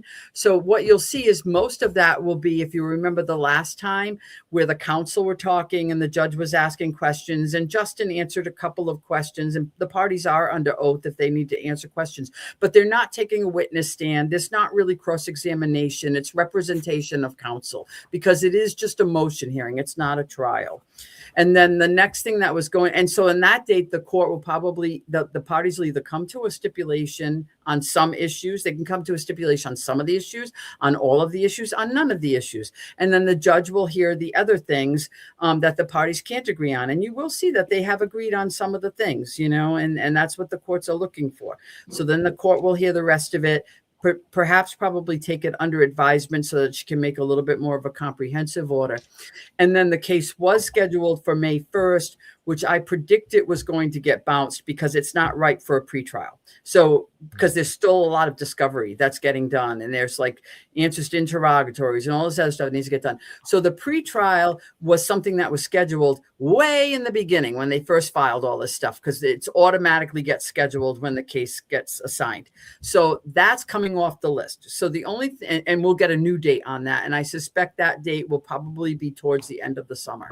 So Wow. Okay. you know, and honestly, hopefully by then the parties will have worked everything out, and it will be just like a status date. And they'll maybe enter a judgment or a continuation or whatever, but there may be a couple of other status dates that happen in between there. So we're looking at this week for the restraining order hearing. Hopefully that gets dissolved, or at least modified. And then the big one will be the motion for temporary order hearing. And then we'll see from there. But I really haven't seen anything that makes me think that Kelsey's not going to be seeing her son very soon. That's right. And then this week is the restraining order on the 14th, but then May 1st is the one that's the actual custody hearing. Nope, that's coming off, Mazza. So Okay.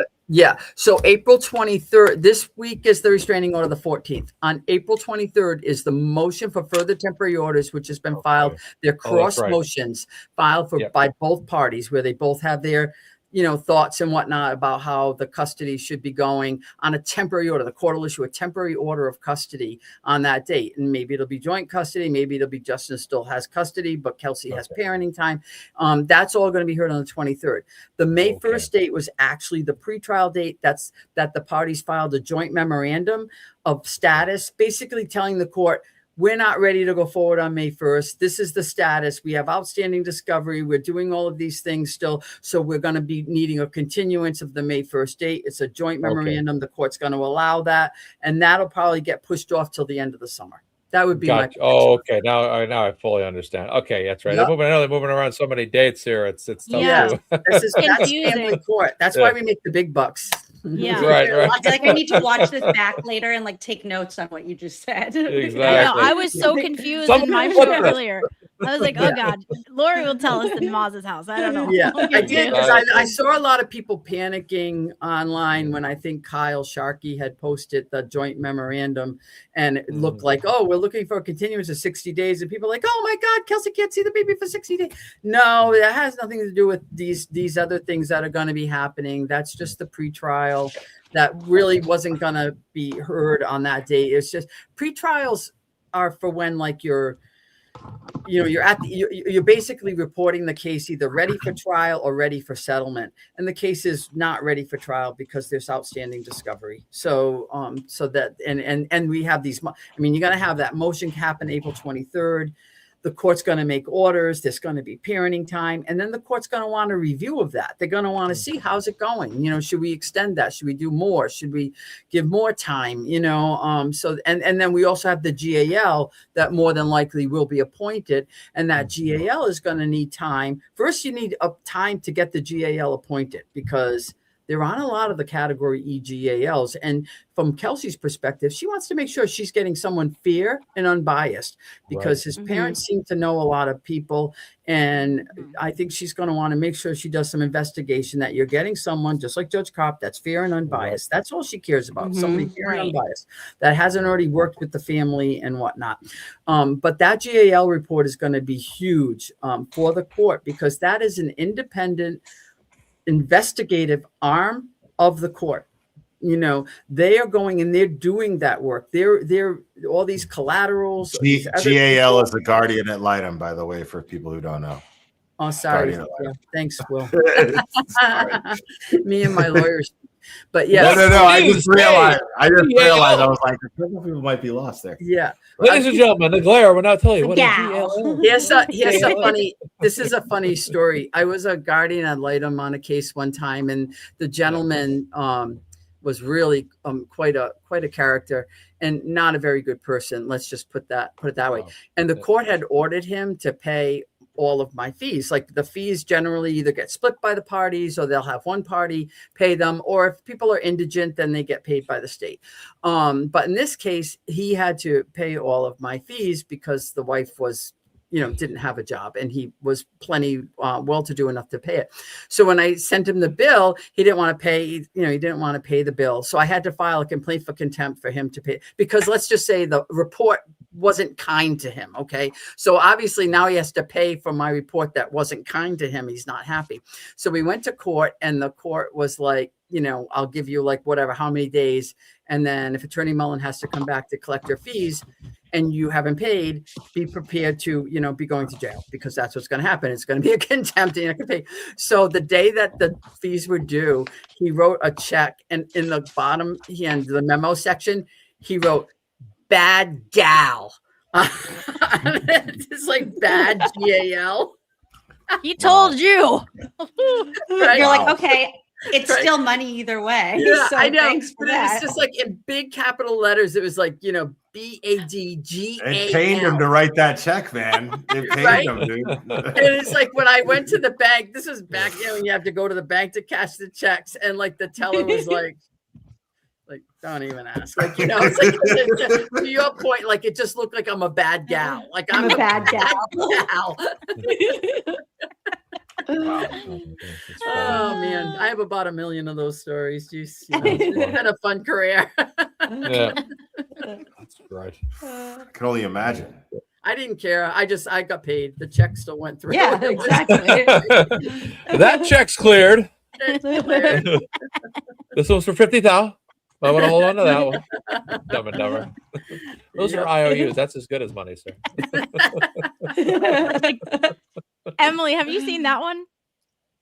I have, but like not well enough. I saw it like once, but not like I don't know the quotes. Same here. Same here. Like, but it's people look at me like I'm crazy because of like all the movies I like, and they're like, so good. "You haven't seen Dumb and Dumber 1,000 times?" I'm like, "No, I think I watched." No, you have to. It's so good. It's an all-timer, Will. Yeah. I feel like I don't know, man. Like there's certain movies that I've just like I've watched that I know that like if I watched it now, I wouldn't appreciate it when it came out as much as when it came out, because I was a different person and I had a different sense of humor, or a much less, I mean, a much more immature sense of humor, even if you can imagine that. But yeah, like I don't know, but like I've seen Dumb and Dumber. I don't know what it is. It's not one of my favorite of the Farrelly Brothers movies. Yeah. Our pet. What is your favorite pets are Farrelly falling Brothers movie? Oh, Kingpin, easy, hands down. Kingpin's great. Yeah, Kingpin's a great one. Yeah. I don't know if this was a Farrelly, but I like Me, Myself, and Irene because I'm a It Rhode Islander. Yeah. I'm is. actually a Rhode Islander. I like that Rhode one Island too, a State lot. Police stuff in there. Oh man, that's so The fun. Rhode Island State Police. Just doing my job on the highway. I used to watch the movie all the time when I he's was trying brand to new. kill the on the road. It's the best scene. If they kept coming back alive like that, that was so funny. That was a riot. Oh my goodness. That Cam Neely was in that movie as Seabass. He had a quick cameo in that again. He's like, thanks, Seabass. They got Cam Neely back in that movie again. That was a funny movie. That was a riot. That movie. One movie that was pretty funny was the Farrelly Brothers movie. It was The Heartbreak Kid with Ben Stiller. That was a pretty funny I movie. love that movie. I don't think I ever didn't see saw that one. that. Yeah, it's a pretty funny one. Speaking my language. Yeah. I love Ben funny Stiller movie. though. Yeah, Ben Stiller's funny. Adam Sandler, Jim Carrey. Those are some of the funniest guys. Robin Williams, Bill Murray. Probably my top 5 right there, probably, in terms of comedians. Yeah. Oh, Liar Liar is also like the best movie of all Very time. good. I've seen Great that movie, yeah. 400 That is times. good. Yeah, that's a great one. That's a funny movie. I did see somebody ask about how long the GAL process is. Again, it's going to be about how quickly they can get somebody assigned because the category E has to be mental health professional. You're going to want to like make sure it's somebody that's unbiased. And then a lot of times they'll assign somebody and then they'll reject it. And then like the person themselves will say, I can't do this or whatever. But hopefully they can get somebody lined up, and they generally have to file like their initial report within 60 to 90 days. And the interesting thing about the GAL report is it is admissible, which is kind of interesting because it does contain a lot of hearsay information, right? Because the GAL is going, and that is the one way we can kind of get hearsay in where you don't normally in regular court, but the GAL's report, and the GAL can testify to the report. But of course, you have the right to call the witnesses that the GAL, interviewed to talk to them. But the GAL is a really important piece of this because it's supposedly an unbiased investigative arm of the court. The judge is not going out and interviewing anybody. Okay. So this is a representative of the child. It's not a representative of the child. We have those too. They're called ARC attorneys. No, yeah. No, it's like because of the fact that the child, especially at his age, he's not really a candidate to have his own attorney because he can't really speak to the attorney and tell the attorney. Like we do have those. They're actually volunteer positions. They're called attorney representing children, ARC attorneys. And when you have children that are a little bit older, they'll represent the child when they say like, I really don't like to go to dad's because of this or whatever. And they can represent that to the court. But the guardian wouldn't that be more of a reason to have someone who could represent the child as someone who, because the child can't speak for themselves? Well, they're not representing the guardian ad litem isn't representing anybody. They're just an investigative arm of the court, providing objective evidence and scrutiny of everything, of all the parties, and giving that information. Because there's two people going to war with each other, saying this person's the worst person in the world. No, that person's the worst person in the world. Yes, exactly. So hopefully the guardian ad litem can see through all this stuff. And there's been allegations of mental health issues on both sides and substance abuse issues on both sides. And hopefully this category EGAL is going to be able to report to the court and say, I did all these interviews. I conducted all this research. I got all these medical. An interesting part of it is if there's any kind of counseling records, psychotherapy records or whatever, we actually have to appoint another GAL to waive the privilege so that those things can be looked at. But, that could take a little while. But I will say that, the courts rely very heavily on what the GAL is saying. Because like you said, Will, it's like otherwise it's he said, she said. So this person shouldn't be the he said, she said. They should be the people that are doing the investigation and coming up with like really unbiased work and recommendations for the judge to look at. And that's hopefully what will happen in this case. And the judge will see those. And it's very hard to overcome a GAL report. Yeah. I mean, it's obviously what this case needs. Mm-hmm. Yes, definitely. Absolutely. Yeah. Somebody in the comments earlier, real quick, was saying, well, a lot of this stuff depends on whether or not both parents are reasonable. And Justin, based on his filing, he's obviously not being reasonable. But here's the thing, though. When this goes to court, the worst thing that he could do is come off as unreasonable. Like that's the only chance he has is to fool the judge is by being reasonable. So he has no chance. Yeah. So yes, it's safe to assume that great. Keep it up, Justin. Keep doing exactly. It's safe to assume that his behavior is going to at least seem reasonable. No, you're absolutely right, Will. Yeah, that's and that's why it's like the attorneys are really important because I see that a lot. Like some of the younger attorneys that I deal with, it's like, okay, calm down because like you're really like if you're going in every other day and telling the judge that you have an emergency, I'm going to escalate this. I've got an emergency. They stop taking you seriously. Okay, like you just can't be doing giving it all away. But they're looking for conciliation. It is a court of compromise. They're looking for people that are going to work together because that's what shows like emotional maturity. So I don't know. I've seen a lot more emotional maturity on one of the parties in this case, but I'm not going to say who it is.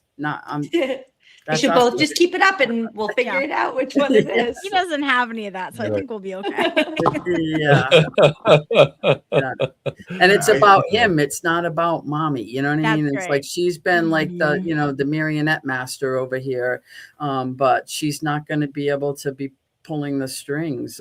So yeah, unless he's got some arsenal of bombshells that he's been keeping under his, you know what I mean? Like he's not smart enough to do. He put it all out there. It's like, you know, because if honestly, the truth is this last 38-page whatever debacle thing he filed, most of that stuff he already put in that in like a motion previously. Like none of that was really all that shocking. It was like a lot of stuff. He reworked some of it, changed some of it, you know, some of it, the facts might have changed a little bit.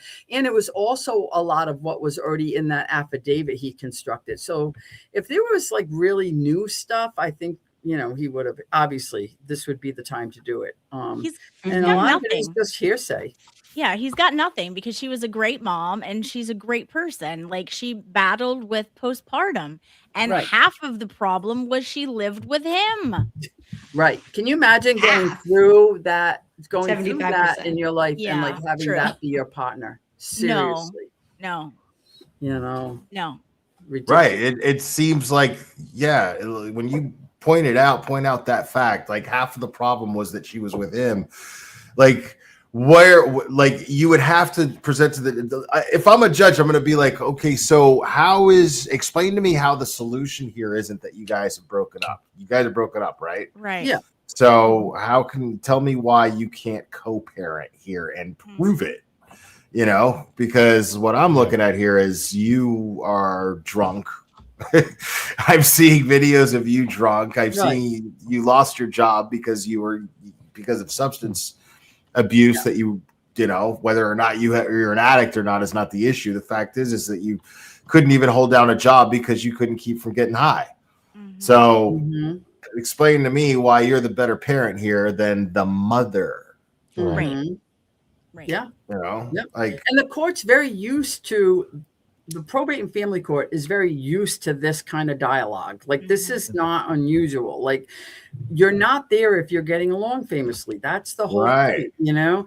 Like, I have to tell this to my clients all the time in divorce cases. Well, you know, she cheated on me. And so why should they get anything? They shouldn't deserve anything. And it's like, if you're there in the probate and family court, throw a rock. You're going to hit somebody that cheated on somebody. I mean, that's what we're there for. Like there's something you know, everybody's got telling you how it is. I'm just telling you how it goes. Everybody's got reasons. And those are the kind of reasons. It's like, really, you're going to have to do a little bit better than that because it's nobody cares. You know, I mean, you're going to. So like in this case, it's like, you're going to have to show she was a bad mom. Yeah, that's right. There's nothing there to show it. I mean, and it's just it's all his claims, but that he said, she said really don't fly. So if there's not really enough there to show anything, and it seems like she has all the videos just document, like, hey, like maybe like 200 videos of him doing some not so, you know. Well, the biggest thing that he has is that she was suffering from a mental illness at the time. It was a transient mental illness, a transient type of mental illness. And guess what she has? Tons of records showing that she's continued to go for counseling and going for her mental health evaluations and seeing somebody consistently, which she was doing before all of this happened to her, and had to continue to do it for her bail. So she has Dr. Zeisel. She has the evidence to show the judge. The judge can't just make those determinations on their own. They're going to be like, oh, the mental health professional says she's fine. You know, he's got a catch-22 here. If he goes for drug counseling, well, then he's admitting that he's got a drug problem. If he doesn't go for drug counseling, now that there's proof that he does use drugs and he's not doing anything to get better, he's not admitting that he has a problem. Great point. And so there's a bigger problem that probably lays here. Great point. Kelsey has Dr. Zeisel. Justin has cooking wine and fridge acid. Right. Glove box mushrooms. Right. They both do affect your mental health. One is just effective in helping, and the other one is weird. Right.